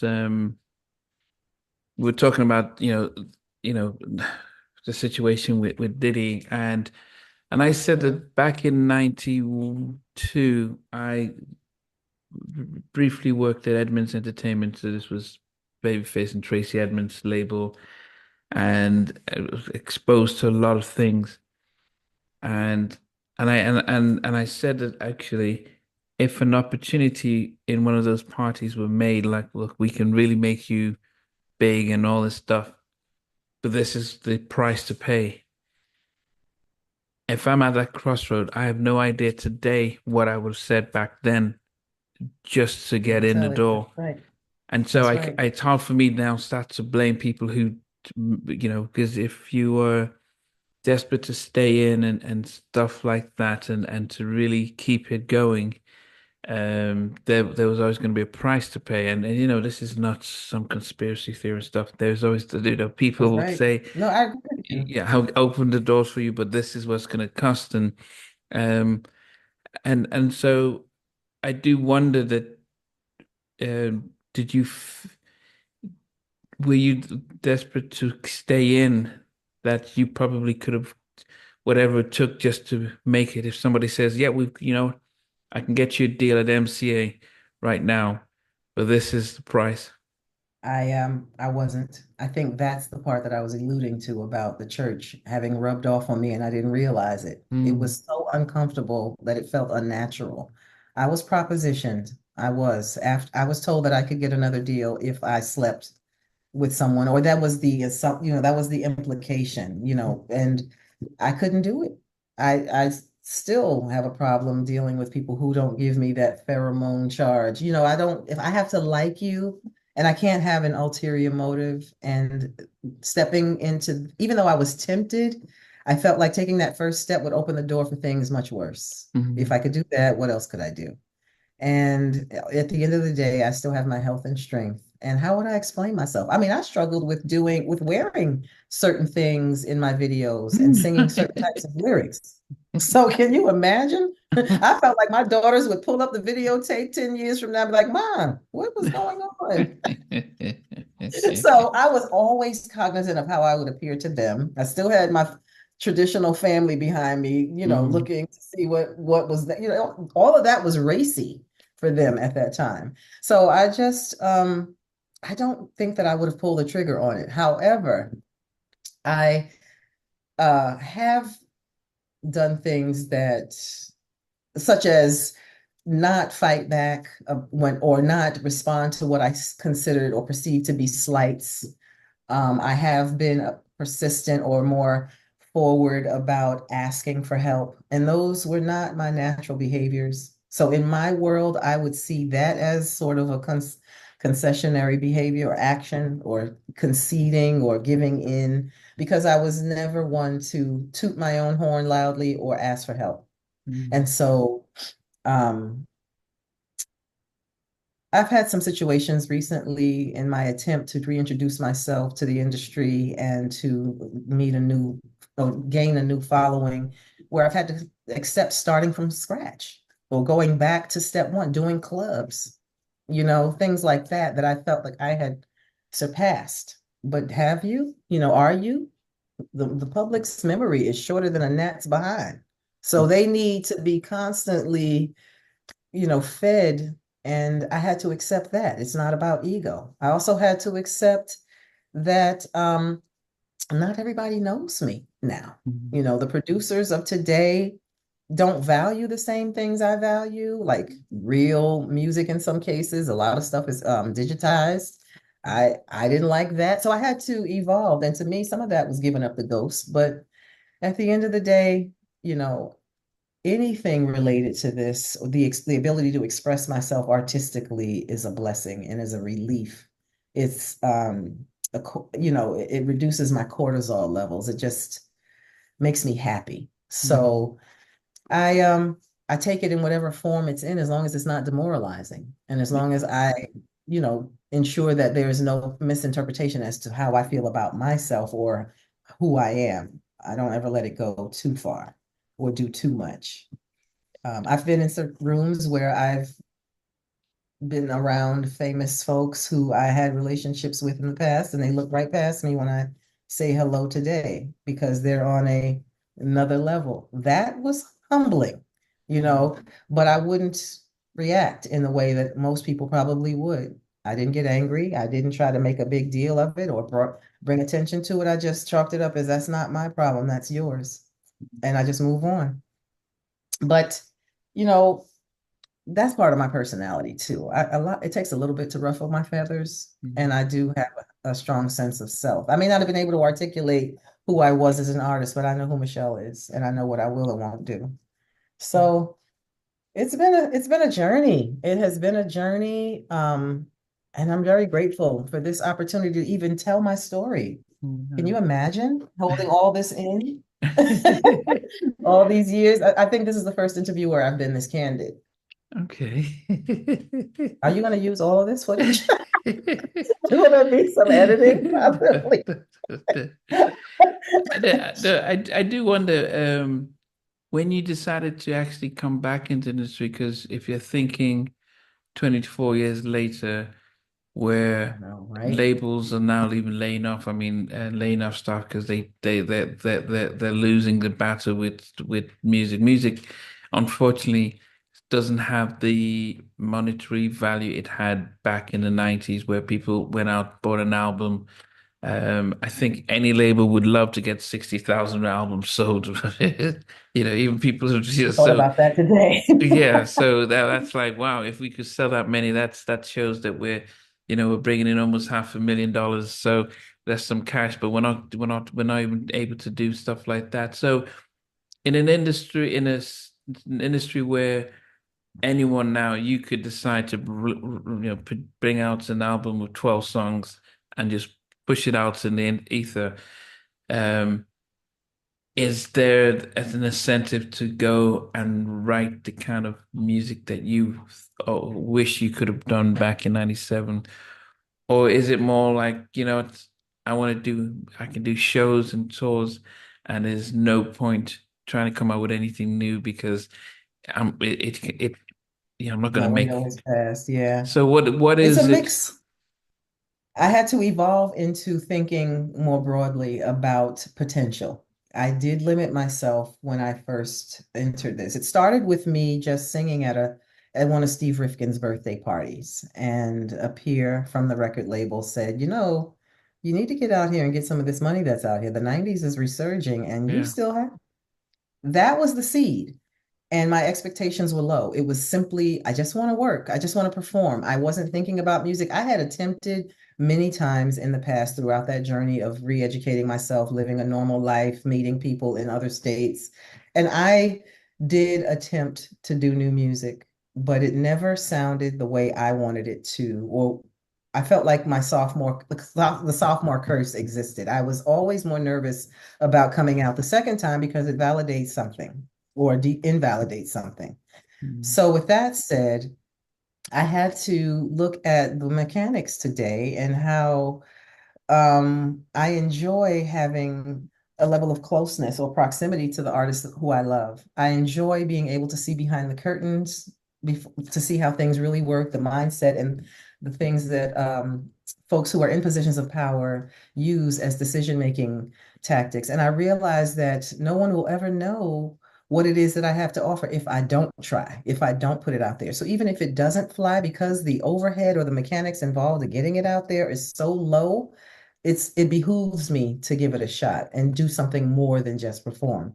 Now, who to work with, how to get there, that's still up in the air. I don't really have the network that I used to have, and stuff costs. It's not like folks are doing it on the strength. So Mhm. I'm being frugal. I'm sorry, I'm being selective based on those constraints. But at the same time, I feel like the universe is rewarding me because my mindset has shifted and opportunities that I hadn't even thought about are coming to me. Like I'm now getting offers for song interpolation, people sampling my music, Mm. wanting to use it for house music, wanting me to be on the records, Mm. introducing myself to a different audience. So those are things that I felt like I would have blocked had I not even considered making new music. But in short, I believe that the evolution of technology has benefited the industry, even though there are some detrimental aspects to not making the same amount of money, because we have a chance to see the true talent that exists. I mean, everybody has a platform, and it can Mm, be overwhelming, but it also exposes me to how the industry is not full of the best that's out here. Those are mm, just the people that made it. And so, and the other thing is we have access to one another all across the world. If I liked it, somebody else is going to like it. And if I'm selling songs for 99 cents a pop, I mean, 100 people is good. 500 people is good. 1,000 people is a drop in the bucket. I mean, I have 30,000 followers on Spotify now. That's mm, not a lot considering, but I don't mm, work my deal. I don't really use my platforms to push myself like I could. Um, mm. Social media is something I enjoy, but it's not something I do well because I still feel kind of narcissistic by tooting my own horn too much. That's another interview for another day. Yeah, yeah. I think would you ever think about re-recording some of the big hits that you definitely had every day and every night? I'm not feeling you, and because if Yes. you, yeah, okay, That's a low-hanging fruit right now. And that's what I think will get my wheels turning and help me really direct the next steps. That's not because it's easy. It has two functions. I will own the works, yeah, masters will be mine hmm fully. And I have a chance to tweak and do things that maybe have emerged as something that I wanted to do then, but didn't because we signed on the dotted line and it was a closed deal. But I think I see everything as an opportunity. Risks can come in many forms, benefits or detriments. mm And taking a chance now, I really don't think I'd be damaged too much if things didn't go the way I wanted. And I mm think I have so much more that I could possibly gain. And so what you said is one of the things that I've been considering. Um, and it'll allow me to be independent. I don't necessarily have to have a big production team to do that. And then I am also meeting people who are up and coming that want to do things just to have the experience. So I'm open to talent at all levels to work with. yeah. It's really a fun time. And then the other part is I have adult children who keep me in tune to what's hot and what's not, which is nice. Like I have my own consultant team. I don't go too far to the left. Don't do that. Let's just stay over here. So but I am a very gregarious person by nature, and I don't really stay mad, stay sad. I'll go through my emotions. So now I'm just enjoying life. I don't want to slide into home base with regrets. I don't want to be in the nursing home talking about I shoulda, coulda, woulda. Let's just, Yeah. you know what I mean? Yeah. Yeah. It's Yeah. I've got there's some questions that Oh, I'm sorry. I've been no going no on and no no no no no no no no on. I just felt it was a good time because our mutual friend Richard out of Rotterdam who is a massive fan wrote down some questions to for you to answer. So he says, so with every day and every night, what was your relationship with Flex? So we've spoken about the fact that you went to high school together and everything. And he mentioned it was on the mixtape volume one, 60 minutes of funk of Flex of funk. Um, and it was originally released January of '96. It was a he said that was a good opportunity to come under the spotlight because Flex was widely popular. If he played your record, it was almost a guaranteed success. So yeah, which you said about the fact being on Height 97, it meant that it was like he could say this is the new next big thing, and everyone else is rushing with that. Um, what he said was your next single, I'm Not Feeling You, came out in '97, and he asked, why did it take so long for the follow-up? And what did you do during the period of the first single coming out and the second single? The follow-up was delayed due to the fact that I was promoting the first album. So I was the artist on the road promoting mixtape volume one with Flex. So we were basically doing a tour of radio stations and different events that extended for a prolonged period of time. And then we had a hiatus. We paused with some of the work due to creative differences. I think there was about a month or two lag that ate into the time that we were supposed to release the album. And then there was trepidation around which songs to release. We recorded multiple different versions.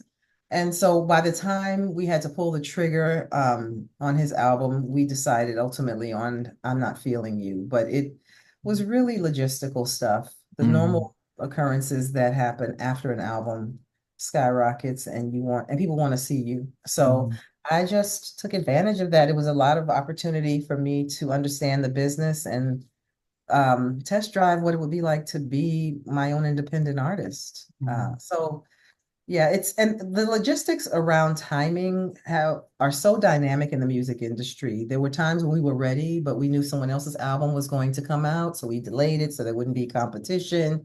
So mm. that, there were many, many different reasons that I probably have forgotten, but none of the reasons were significant to the point of having to tell a story. It was just the Okay. normal ebb and flow. The other question he had was because the sample of I'm Not Feeling You, Little Kim released on November 96 Big Mama thing with the same sample. And he said let me see, yeah, with almost the same beat on the track. Again, Funk Master Flex released it on part two of 60 Minutes of Funk. Were you aware when it came out that's Foxy with had the sample? A funny story. I don't remember all the details, but I remember Flex finding out because in the producer community, things get leaked or you get a chance to preview certain things. And I think he found out that a producer used the track and the same sample he selected.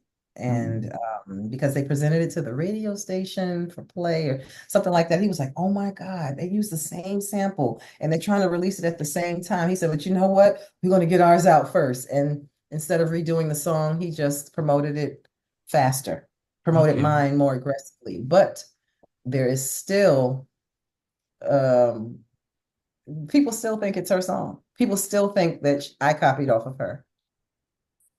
Yeah, I don't because know. her album did big, did big. And I think Jay-Z was featured on the album on the Yeah. sing. So it had a little bit It more. was interesting. It And didn't yeah, bother me.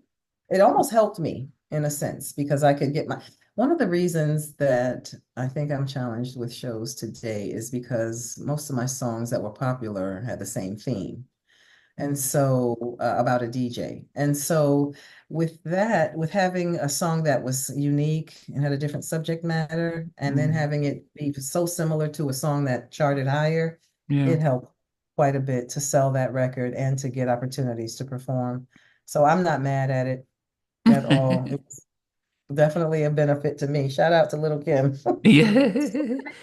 The other question was the I'm Not Feeling You was it's let me see in 97 March 97 I'm Not Feeling You was awarded Billboard's Greatest Gainer Sales Award for the biggest sales gain in 1 week. Um, was it something that the label and then Flex says, look at what's just happened? Um, They were shocked. They were happy and surprised. I don't think maybe I'm misinterpreting what they expected, but it seemed like they didn't expect that.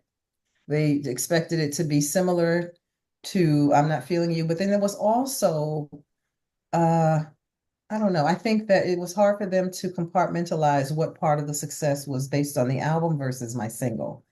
You ask some people, my singles pushed his album. You ask other people's, I rode the coattails of the rest of the song. So of the rest of the album. So it's really subjective, but I think that the success of I'm Not Feeling You is what propelled the label to be more aggressive about creating my album, to see what would happen if I had the floor to myself. And hmm. so I think that's what added to their expectation that the first week of sales for my album would exceed 100,000 units. And when it didn't, it was a letdown because of how successful I'm Not Feeling You was. Hmm. Was that your I think they biggest hit? wanted the numbers to exceed what Flex's mixtapes did, or they Okay. expected it to at least match. And I think I came in under. Okay. But Yeah, no, yeah, I'm but in the it's hard to compare with a hip hop mixtape yeah. um at the same time. Um Also, he mentioned that I'm Not Feeling It. There was an unreleased version, a Marley Marl remix featuring Little Kim, which sampled Eric B. Is President. Do you know of existence and the reason why it was not Oh, released? I don't. I didn't even know that. Using the same sample that I use for I'm Not Feeling You? Yeah, so it was your I'm Not Feeling You that was remixed by Marley Marl featuring Little Oh, Kim. I did not know that. I would love to hear that. I know the Lady Saw version, the reggae version is incredibly popular. I get that's requested all the time when I perform. Okay. But yeah, I would love to hear it. I'm gonna have to research that. Don't worry. I will send it because I listened to it this evening. Um And I want to thank him for putting us together. I did not know that gentleman very well, but he oh, reached out to me when I was in Germany okay. and asked if I would perform in the Netherlands. And I asked him in turn to help me identify a promoter. And he said that it's not typical, usually when an artist is in the region, they'll do a pit stop in the Netherlands, but the promoters don't really pull people in specifically for performances. But he would give me an opportunity to talk or tell my story with you. And that's how this occurred. So Okay. thank Yeah. you. Yeah, Richard is he has he has a thing called the grapevine. And during lockdown, when I started on Instagram, I started to see all these artists and producers saying, when I'm in Rotterdam, I go, I check out the grapevine. I'm thinking, wow, Oh, what is okay. that? So he had everyone talking at that. So, and we connected, really amazing guy. And when I went to around Europe last year and met up with him in person. And so yes, so when he did send me a message to say, hey, about being able to interview and I'd just come back from my 3 months hiatus Hmm. because I'd probably just before the summer I'd probably had maybe 10 back-to-back interviews over a space of 2 weeks. And I think I was just getting, and as I said, my full-time job was a therapist. So I just was like, okay, I need to take a break. And I took 3 months. And so I'm only slowly getting back into it. So when he did connect it, that it's been great. Um, we haven't finished with the questions that he's asked. So he That's mentioned all that you right. were I'm signed here. to Loud Records. And of course we know that Flex had the label there. But he says you were featured on OC, Far From Yours. Absolutely. That's shout out to OC. That was one of those nice opportunities that came through just the grapevine, the channels that were established in the hip hop world. I was contacted by his crew and provided the song. He gave me the concept. He had really outlined what he wanted, and all I needed to do was write a hook. And we met in the studio. I sang my ideas. He loved it. And the next thing you know, I was recording it and we were shooting a video in St. Lucia. That was really a big deal for me because in spite of my desire to be this diva and this well-respected singer, I also felt there was value in being respected by the hip hop community. They were a little bit more selective. Their palette was different. Mm. And so to be embraced was an honor. It was definitely a feather in my cap. I felt more broadly, accepted. So yes, OC, and then Hausmark. Hausmark is a German rapper who sought me out. That song I never really heard on the radio, obviously because he was local to Germany. Mm. Um, but it did well on the international charts, and I Mm. recorded a video in LA, and that was another highlight. I got to sing a hook that I wrote as well, so there was some royalties in there, so that was nice. But yeah, I mean, it wasn't all bad. Please don't Yeah. interpret it that way. There were some highlights that were once in a lifetime opportunities that I totally cherish. I do wonder because when you think about one of the things that Uptown did well was when Father MC came out his first album, he featured Jodeci, featured Mary, and so then it was like like Treat 'em, and then all of a sudden we like, oh, who are those guys on Father MC, Treat 'em, and then that's Jodeci, and All I Want is One Night Stand, that's Mary. We started to see Murder Inc. do the same with Shanti. Ashanti featuring on Ja Rule's stuff.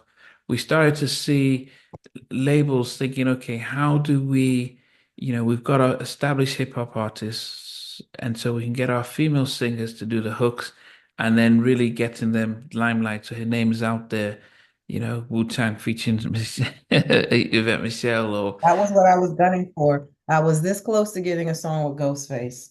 Well, that was what I thought too.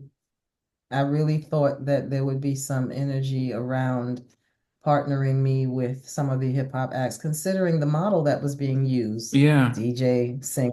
You know, I don't know if that was something that couldn't be done because of contractual reasons or what, but it just never came to fruition. I think that was an opportunity missed. yeah, that's what I'm thinking. But I do wonder because at the time, Loud were they were more, they felt like a more traditional hip hop label and not a commercial hip hop label. So I think later on you Underground. start, They were more yeah, more raw. underground. Yeah. So they weren't, they didn't seem like they wanted to sell 3 million now platinum. They wanted to just like, and stuff. But you start to think about even Bad Boy was doing that. Faith Evans featuring on this stuff, or Total featuring on Biggie stuff. And it started to be because from 97 onwards a lot more a lot more hip hop artists started to become more Hmm. prominent, and so the R&B artists started to become the featuring on their stuff. And then Right. we do wonder if that was definitely a missed opportunity, especially with Loud trying Yeah. to get some commercial, trying to get on the radio. We tried with Big Pun, but everybody was chafing at the bit to get with him. He really liked my music. He stood in line at Tower Records when I did an album signing right after. That was so telling. That's the kind of person he was. He was a fan of the music just as much as he was a Mm, genius writer. So I agree with you on that. I don't have an answer as to why mm, those projects never came to the forefront, but I feel like when I look at my audience today, when I go perform and I see the demographic in the audience, they're the adults who used to be the hip hop heads at the Palladium. You know what I mean? mm, Those are the people that wanted it raw and with a little lace around the edges. And I think that they would have liked it too.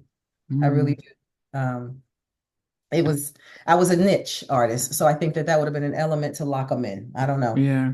I mean, what was Steve Rifkin like, with the brief experience you had He with was him? more of an understudy to Russell Simmons. He was very invested in the success of Loud Records, but he didn't really, and he came from a family of musical professionals and executives, but I don't know that he had a musicality to him. I don't know Mm, that he was better at selecting artists than he was at running the engine of the business. I think he was a great networker, negotiator. He could get into the right rooms, but he didn't understand all that he needed to. He was constantly learning or showing that he was learning from those like Russell and Puffy. He aligned himself with people who were doing it well and doing it right. mm, I don't, they were never successful to me with R&B. They tried with Davina. They tried with another young lady. I can't remember her name. uh there was a guy named Ivory that Flex signed who did a song on my album. He was a phenomenal singer and producer. And it was something about Loud. I don't know if it's their expertise, their savvy, or their interest level, mm. but Wu-Tang and Mobb Deep and Pun, Cellar Dwellers, Exhibit, they got all of the energy. The Yeah. R&B side was experimental, in my opinion, and that's just being fair. I don't think they really dedicated a lot of time to figuring that out and making it a good part of their business, Yeah, but if you think about a it, strong aspect. Wu-Tang was self-contained. RZA They did all the were. work, and so all they had to do is push it out. Mobb Deep, I forgot his name now, but they were self-contained as producers, so they created the music and Havoc. all. Yeah, Yeah, Havoc, and then also Big Pun. You have Fat Joe, getting all the connections and stuff and putting it out. So they didn't have to. So I think the model was pretty much if you can do it yourself, we would that's what just I say. yeah, And I couldn't. um, I was looking for guidance, and they didn't have yeah, that level of support or knowledge. And so, yeah, I think it just comes with being an R&B artist. You need more. It's just yeah, what it is. I mean, the guys didn't even need wardrobe. I had to yeah. explain that I needed a personal trainer. I needed a budget for hair and makeup. I mean, those are things that I had to fight for, and it was intuitive at other labels. So Yeah. I just don't think it was their fault as much. I just felt like they didn't know. It was a blind spot. Well, I saw an interview with Steve that he did that he was saying that actually when he was offered a record label, I mean, he came from such a family where one of his cousins says, "Hey, do you want a record label?" And he was like, "No, I'm good. I'm doing this street market." I mean, he then his grandfather berated him, says, "No, when we offer you something, you have to take it," kind of thing. And so it wasn't, it wasn't a hustle for him. He got offered an opportunity to be a film producer, and he was like, "Yeah, I'm good." And he was like, he, That he makes was a from lot a of sense. community where these things were just given to you, and so it wasn't, so it was amazing to hear him his honesty. Like, look, this was just given to me. I had the opportunity. We can get you a label with BMG. All you have to do is just be there. And Mm, so that says it's a very different thing if you'd really if it's stuff that you really came from behind the scenes and everything that you get, you're like, I have a vision as to how I want to sell mhm. this and push it. And I Um, think that's what makes Puffy and Russell Simmons different. They had the vision. yeah. They understood the culture as participants of the culture. They weren't outside of it. And so that was scary for me. And then the other influence that was very overpowering was Flex's cooperation and ability to help them sell their other records. So Mhm. if there was any rub or anything that they disagreed on, it would stop the presses, and they didn't want to do anything to upset Flex. So if I asked for something and Flex didn't agree with it, they would go with what Flex said. He had to Yeah, sign, you know? And that makes so that sense. was some of it. And I didn't realize that at the time, but Mhm. hindsight is always 2020. Yeah. Shout out to Steve Rifkin. Thank you for the opportunity, my friend. I You would said you sang at never, his birthday recently? Was that I sang recent? his birthday 2 years ago. They're Wow. always shocked to see me. I remember one of them asked me, "Are you like a regular person?" I'm like, "Yeah." I said, "Y'all didn't have no hand in that." Nah, there's Okay. no love lost. I really am grateful for that opportunity. It has shaped me. It has shaped me even as I guess, regular civilian. I was able to walk away from the industry and do certain things because of a lack of fear of crowds or public speaking or, just benefits that I hadn't realized. So I'm totally grateful. Yeah. I mean, I guess, what about Flex though? Have you seen him recently? I haven't seen Flex for about 10 years. We periodically run into one another. That was a closed chapter. Once, to your point about how did he react to me being dropped, I think he saw that as closure. And so that was the end of our, routine communication. Now, if I Mhm. see him, it's all love. It's not like we'll avoid one another, but there's Yeah. no how are the family, how are the kids conversations, and I don't have his phone number. But so Yeah. it's not like that. But yeah. I mean, But I don't have any negative feelings, I should say. I just don't have a relationship anymore. but how did Steve get you to come and perform at his birthday 2 years I'm ago? friends with those in the orbit of Steve, my A&R, the people who worked at Loud, live in Atlanta after COVID. Almost all of New York came here. And Okay. so due to social media, I people found me, I found others, and then I realized they were local, and then we socialized. I, put myself out there to reconnect with certain ones who I really liked working with. Mm, And they would advise me of different events. And plus, I also had my own network of DJs who I'm friendly with because I do genuinely like the nightlife, and I've never really shied away from that, even throughout my exit from the industry. I always keep my finger on the pulse and try mm. to maintain the relationships with those who are professionally working in the industry in other aspects. And so I had connections here through the radio and other DJs that were performance DJs. And I would party, hang out, socialize. And I realized people that I knew from my previous life were here. So one thing led to another, and I was some of my dancers, And Mm, so I was invited to a party, and I went just for the sake of reuniting and just saying, "Hey, how are you? It's good to see you. I'm still alive. I'm glad to see you are." And I mm. was put on the spot, and I was asked to sing. And so that sort of opened the door for people who were local here to reach out to me and Okay. promoters. And then it gave me the confidence to put myself out there in other ways and just say, this is what I'd like to do, and reach out to some booking agents. And it's been Okay. a slow climb. I mean, I can't say that it was, one, two, three. It's still something I'm creating and working to build, but Mm. I am very pleased with the reception that I've gotten up to now. It was very welcoming.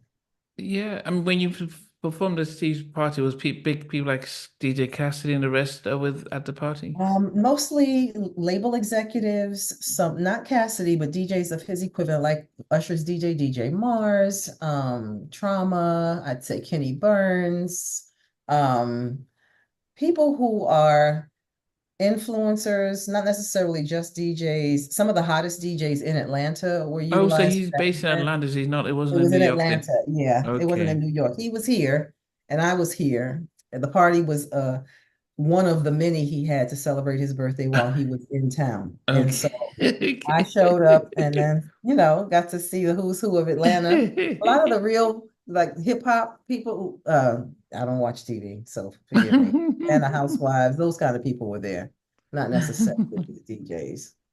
Okay. I think Richard finally asked us about when did you start coming to Europe? Because since you're now, because he knew you were in Germany, is there plans to come back to Europe? I mean, is anything we booked up? Yeah, I actually am working on an agreement with a label and a dance label in London, and I'm working on a new song. I've gotten some relationships built with folks in Germany that I anticipate will be annual. They have a festival each year and certain events that are more popular in the warmer months. So I'm looking forward to next year. And from that, I believe a lot of it is perception. Once I did those shows in Germany, I started getting unsolicited calls from different promoters. And so I'm just following up on every lead until I know it's a dead end and seeing what's real, Mm, and pursuing it. So I don't really have an exact itinerary, but I am anticipating that this is not a one-off. mm. I'll be able to do this at least a couple of times a year, which would be nice. If I got a new record, I would want to be more universal, not necessarily segregated to hip hop. I would love to be a house music, dance music artist, truly. I was on the charts for hip hop dance, but I'd Mm. like to veer more into the true essence of that kind of music and engage with that crowd because they're having a lot of fun. It's no posturing. The songs are about positive stuff. So that's where I'm at. And I think it's a timeless industry. I look at Ultra Nate and Crystal Waters and Julie McKnight and these ladies who I love, whose songs just Yeah, have carried Shantae me. Savage, she goes a Dante bit. said this, everybody's still working. And I'm like, Mm. there's nothing holding me back from that. So that's where I'm at. Yeah, I mean, because I Hopefully that'll, recently, because I just saw recently, I mean, Tracy Spencer just put up herself, Shantae Savage, Shanice, my niece. with Tony Terry and Keith Washington, no, Glenn Jones all performing. And it's almost as if because when you are now doing shows, it's like promoters are saying, okay, we've got um a unique group of artists who came out in the very early 90s or this late 80s, early 90s, and we put them together and you get a particular audience that would just appreciate that. And so there is loads and loads of demands for 90s artists, and I guess it's and Tracy, she I got was caught up in that wave. Yeah, yeah, Tracy would disappeared for a long time and then just showed up last year and all of a sudden one show leads to another show and stuff and it gets big and even Gina Thompson who had the things you do gets dropped, comes out with another album, gets dropped, and she then says, okay, what, after a while, I want to invest in this, and is able to do shows and able to be able to incorporate other songs, and so, but I do wonder. Is it stuff that you're like, what, I'm ready, and it's not because you wanted to, you needed to pay off your mortgage, but is it for the fun of it, and stuff like that, is it? Are you yes, at that that's stage what where it you, is. I was living such a very rigid, well, structured life, very successful, in every right, but not fun per se. And this is my fun, partially my retirement plan. Like if I can work as long as I can, I will, right? So no, but this is really just to soothe my soul, to make me to give me an outlet, to give me that creative energy internally that I need. It just makes me feel good to use my gifts. The money's nice, but I really enjoy the camaraderie. I have taken some shows where I'm not paid market rate just to have the opportunity. Gina Thompson, ironically, is one of my good friends, and she and oh, I compare notes all the time about how blessed we are to be able to do two things, to not have to totally rely on the music to live, and we can, relax and be creative and have fun with it. And that's really where I am now. I used to be embarrassed to say that I didn't make my living solely from singing, but I'm really proud of the fact that I'm multi-versed and I can do other things and make this my pastime. mm. Um, yeah, it's the opportunities come through other artists. Gina pitches me, I pitch Gina. Wow, okay. Miss Jones is an artist who Yeah, is yeah, a yeah. radio personality. She indicated that I inspired her, and it sort of sparked. We had some brainstorming, and it sparked an idea to bring all the 90s ladies, the B-side ladies, the ladies with the one-hit wonders together. It is now becoming a thing. Like we're entering into our third iteration of a 90s girl program with Jade from, I'm sorry, Diary from Jade, Allure, Coffee Brown, Gina, myself, Monifa, and Jonesy. And so we're expecting that to take off and be sort of a mini tour. Yeah, We've got okay. some financial backers. So I think that's what I mean when I say there's an Mm. interest there. We just have to find the right angles. Oh, And like, previous guest on Halftime Chats, I must say. yeah, yeah. So I'm just happy to be in the number. You know what I mean? I'm Yeah, yeah. I think Gina, when I interviewed her the first time, was and she went through the ordeal of being dropped. It was very emotional, still raw. The sense of why me kind of say situation, and so yeah, it is. um, even though she'd done her nursing and masters and raised the kids, it's still that sense of what could have happened and stuff. Um, but it'd be interesting just to see when you do put your set list together, and if you do get into the point of trying to remind people one of reproducing those tracks that you did that was that came out that people might have forgotten and maybe some tracks, maybe one or two, because if you have your set list of that you really yeah, that really means something to you, and be able to start to build there. And I do wonder, do you need to find producers who I you can do. I rely am on? at the very beginning stages. I'm open to every ounce of assistance that I can get, and I'm, no respecter of person. I really am looking to do this. So if you have any recommendations, if there's anyone out there that is interested in working with me, I would welcome that. Okay. Yes, yeah. I mean, yeah, there's yeah, a number of good producers, especially out in Atlanta and stuff. That it may be interesting to see how they could, creating something different and unique. And But what about sometimes, across the yeah, pond with you? I mean, most of my royalties have been from Europe. Like even today, I get substantial proceeds from the sales there. Here, not really. I really want to capitalize on that because I feel the loyalty has been phenomenal. And it's an indicator that there's something to pursue, in my opinion, or at least to figure out who those people are that are still funding my cause, so to speak. Who is this audience? Perhaps I can give them something more, but I don't know that the music, it matters where the music stems from. But I'd love to give someone overseas an opportunity to work with me and vice versa, to broaden my horizons and to sort of say thanks. yeah. So I guess it's one thing to create the music. I mean, especially if you're local. I guess there's another thing to, there are promoters who work well with getting the music charted here in the UK and stuff.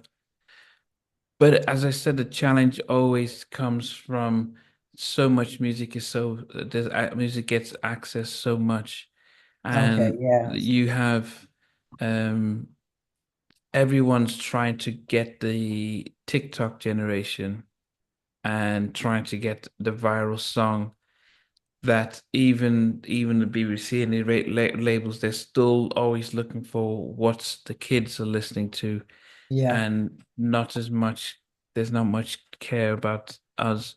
that's And true. because we're not buying the album, so, and kids are streaming a lot more, and well, I don't know, even downloading, they're streaming You're right. and Spotify. So hence, um, there are labels, there are stations that play a lot of the 90s and old school stuff, which is what we listen to even in Germany. When we were in Germany last summer, there's a station called I can't remember what it's called, Energy or so, which played a lot of 90s and tracks. So there's stations that would just keep playing all the 90s stuff. So probably that's where it is. And there's a Okay. big R&B community out in Germany, as there is over here. Um, but you would always get everyone saying that we want to hear your old stuff.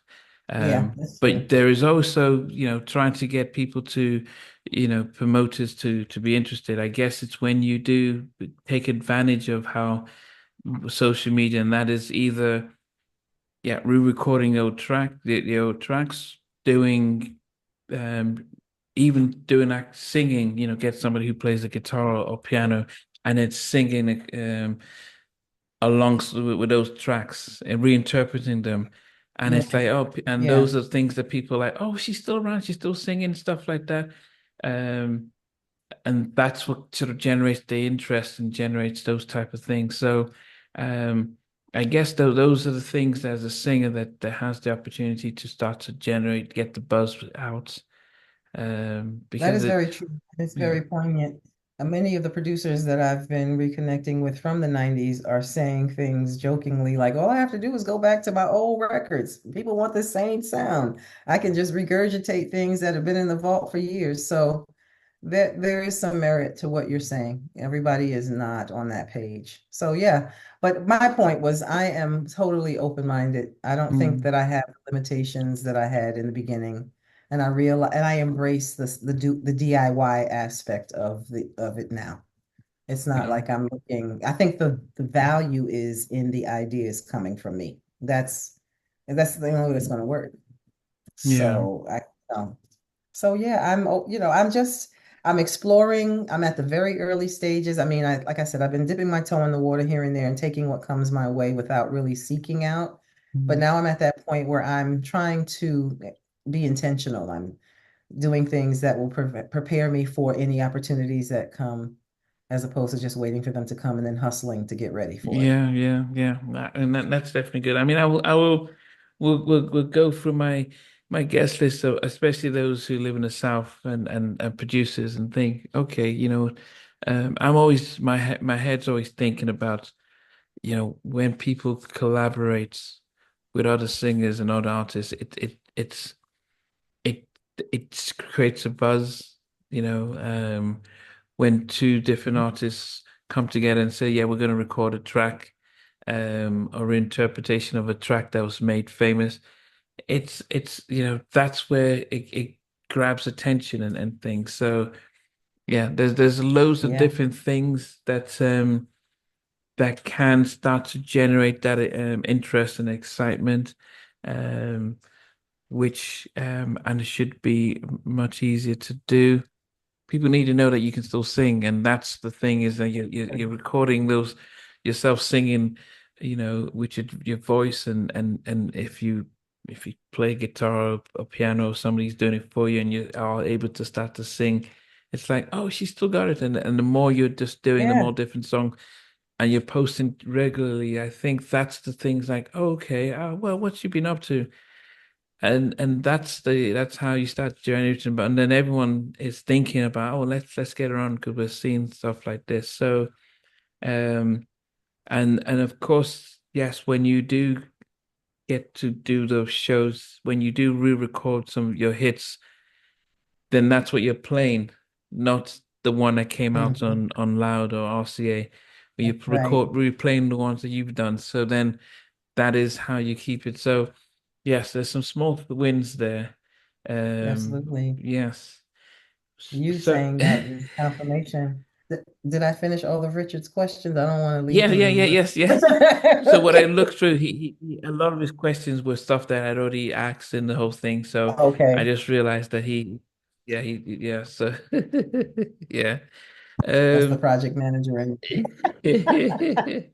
well, Yvette, I always end by asking my guest that if you were had to be delayed on an elevator for a couple of hours and you have the option to watch your favorite movie to pass time, what is your all-time favorite movie?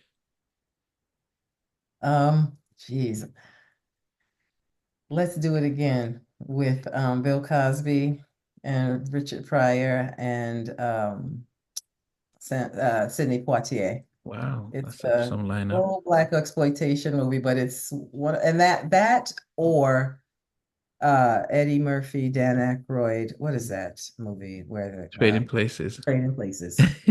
Those are the only two movies that can make me laugh as if I've never seen them before. I don't know what it is, but that Trading Places, that scene with the Christmas, the Santa Claus eating the food at the party, that Okay. was me when I got dropped, mad at the world. When I used to have to go to work and pretend that I was not Yvette Michele and just deal with the drudgery of a normal work day. I just could that scene resonated with me Wow. so much.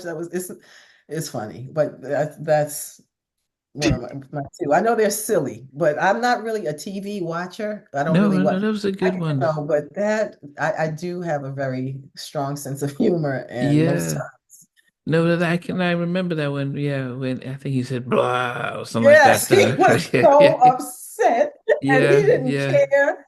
And it was just, what do I care if I am looked at funny? I just was so oblivious to yeah.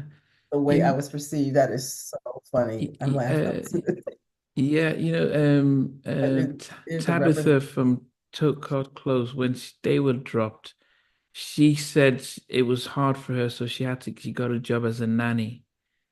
um, Mm, because she couldn't be seen outside because it was just being in all those videos.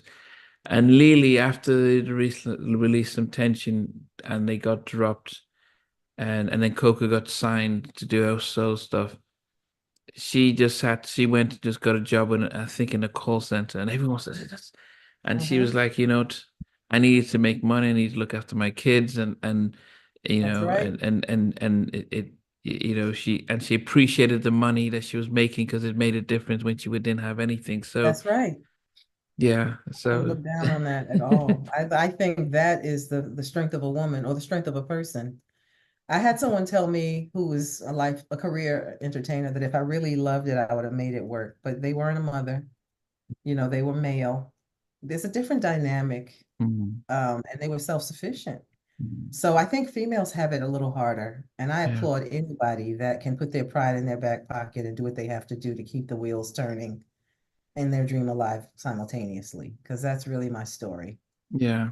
No, it's not, and a few, I mean, when I interviewed Tony Terry, he was honest to say,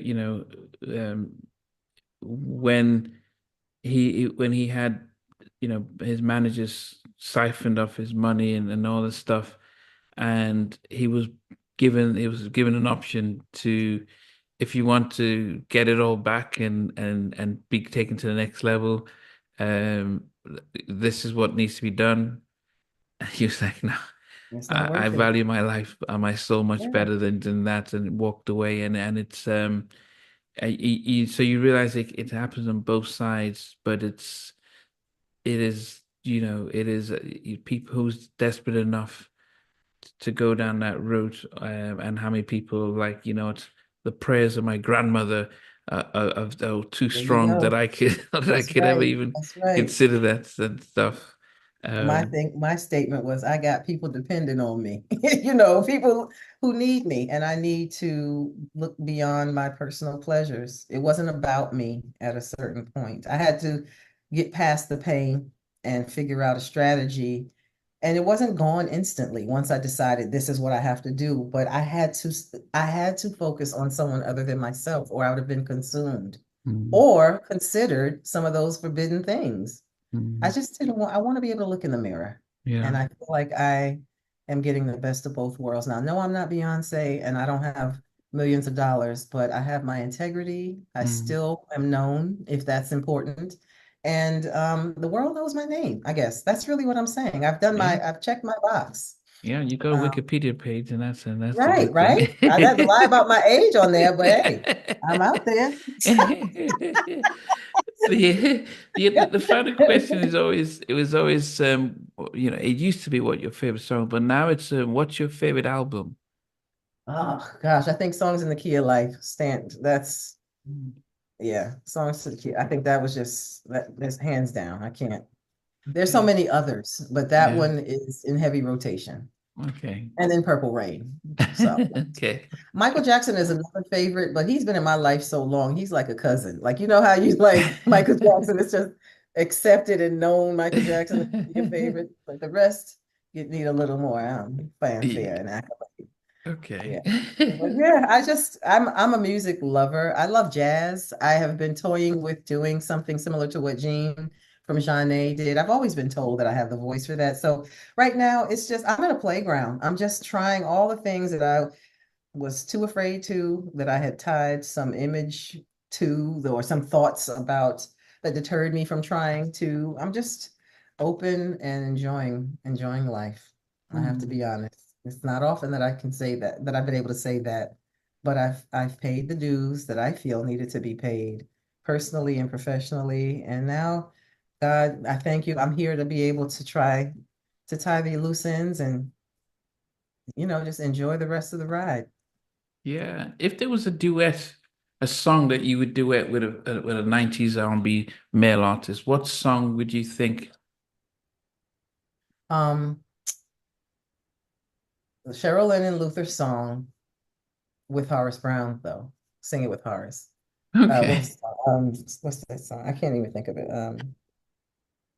Not with you, I'm born again. That's another one. If this were mine, gosh. He and I would have the same publicist, and we would go to these parties and play around and sing. And Wow. I always loved our harmony. Shout out to Howard Brown. I haven't seen him in years. We talked on the internet. Beautiful guy, beautiful voice, totally underrated. Hmm. And he has a tone that just works with me, with my tone. And so I never forgot that. Okay. So yeah, and that Luther song is one that I can really knock out the park. And it's the one that I love. So yeah, I would do that with him. Okay. Okay. Well, it's not Yeah, too late. I mean, no, it's not. I don't think Horace is interested in all that. Horace is getting money. He's doing a lot of shows. I yeah, don't know yeah. if he's looking to work on something new. He's enjoying his run from the 90s, and he's never had really any pause. He's been Yeah, blessed. yeah. Yeah, Yeah. yeah, because he's tied into, different groups of people who are constantly performing. Body from Intro and Hmm. Mr. Cheeks from the Lost Boys. So they kind of support each other on different shows and things. That's awesome. Yes. Okay. So I'll bear that to mind. Well, Yeah. it's been it's been yeah, it's been great just hearing your story and the Thank you. journey and everything. You made it very easy for me to open up. This is a rarity. I attribute it to your easygoing style. I don't talk like this in this sort of candor about my personal life, or the in-between periods is detailed. So thank you for making it an easy conversation. Oh, I appreciate that. But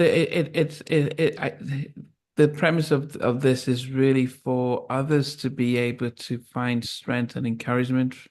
It's really that's just the selfless part of what I that we're doing is others are going to see this and think, wow, it happened to her, and she's look where she's at now. That's true. And so there's hope, That's true. and that's always the motivation is to be able to, yeah, people will disappoint you. Um, Donnie McClurkin always says we fall down, but we get up. Yep, that's And right. it's one thing to say it, but it's another thing to illustrate it through your story and your journey, and that's the appreciation that I always have when my guests are able to be able to say, "Hey, this is what happened, and it wasn't easy, but hey, look at me now." I made it. Yeah. Thank you. Yes. I'm glad I didn't even look at it that way as though I would be helping someone else with this. But if there's anything that I can do, to give back, meaning if I could use what I've been through in its, messy, unorganized way to Mm. neatly hand off a blessing to somebody else, I can only embrace that. I didn't, I never saw it as something that would be an output like this where someone would benefit. But hey, that Yeah. makes me happy to know that I could. Yeah. And there'll be other artists who'd watch. Lily first connected. I connected with her when she commented on Tabitha from Scott Close's interview, and she was like, "Man, I didn't realize that that's messed up." Yeah. And when she told her own story about, wanting to take her own life, and then sort of her sister says, "Just come home. We'll find it. We'll work it out." And then she, as I said, she got a job, and she didn't care who knew who she was. She just focused on building and stuff. And when the opportunity came back, she didn't really run back to it, but it was like, okay, here are the boundaries and conditions because I'm not going to go through that again. Yes.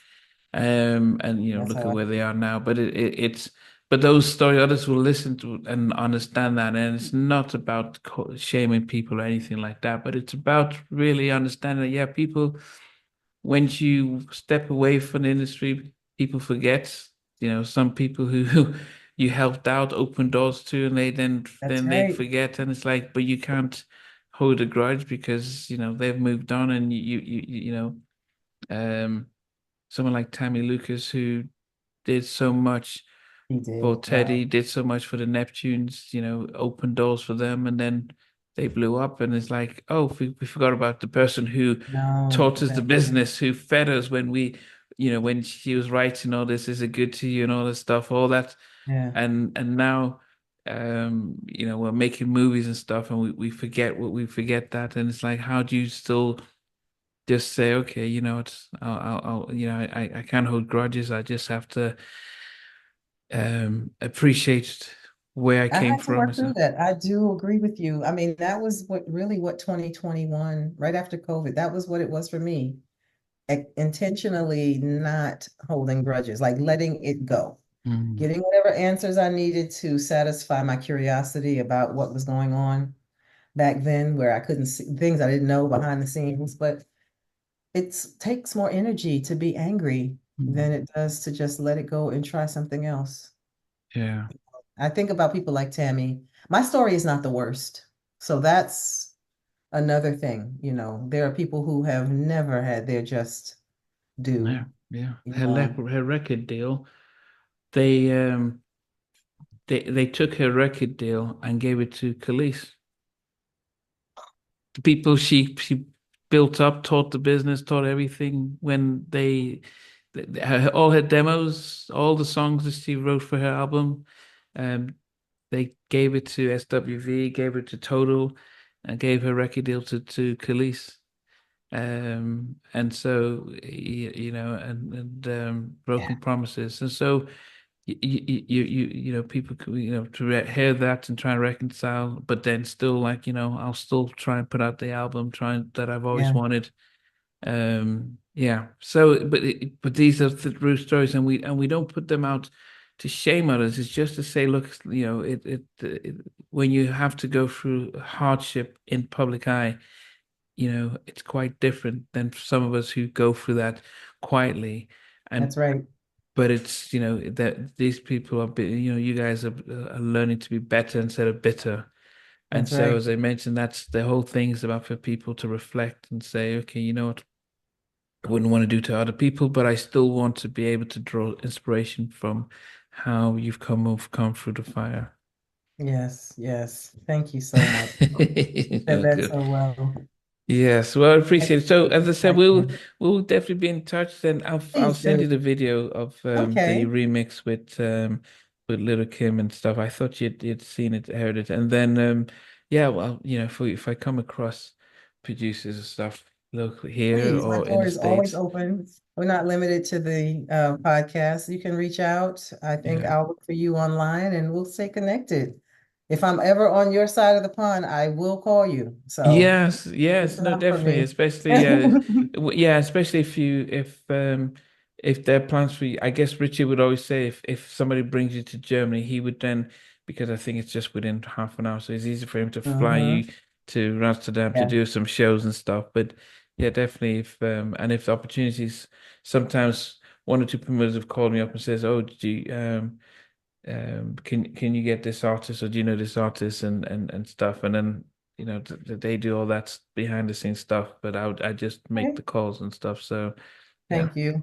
I appreciate you thinking of me. I mean, that's half the battle won. Yes, yes, that's right. And best of luck with your podcast. I am definitely going to spread the word. I enjoyed many of the other episodes, and I'm honored to be part of it. And I think it's a great thing that you're doing with the combination of the mental therapy. That's important. There's so many things to distract us today, and just a lot to absorb at once. And I just really am glad to be from the analog world because I think that gives me the ability to sift through things with those who were born in this digital age. I don't Mm, know if they have the tools or automatically to be able to mm, draw on the ways to calm down, to assimilate what's important, and this, just not making it taboo makes yeah. it so much easier to fight through challenges. So thank you for the awareness and spreading the word. Yeah, well, I appreciate that. You're welcome. You're I welcome. appreciate that. Now I got to get some dinner. Thank you. So, and I know Yes, you got to go to bed. yes, it is 10 minutes. Yes, about I 20 minutes appreciate to your 1 in the time. morning. Yes, I know I kept you longer. I'm No, no, you long-winded, but did. this is It's fine. good. Okay. Take Well, care, Nancy. take care. All right. Bye-bye. Okay, guys. I hope you enjoyed the interview with Yvette Michele. Really fascinating, her story and her background and stuff. So, um, yeah, talk to you later. Hey guys, thanks for watching. Thanks for being a part of Halftime Chat. Please remember to subscribe, share, and comment. But most importantly, why don't you become a member of Halftime Chat? We've got amazing videos, amazing perks, and being able to support the channel. But anyway, thanks for watching. Take care. I never participated in that kind of. And somewhere in between us, or even loving us, on which I did miss you really. What was it like growing up? She's still making an impact on 4 houses down. I have a couple of pieces. Trying to get this one and that one. That works for you, but just for me, No. Okay, you okay? They don't understand what Jonas' voice is winning all spirits. Play it. And all these guys, they all work together. I mean, I love all different genres.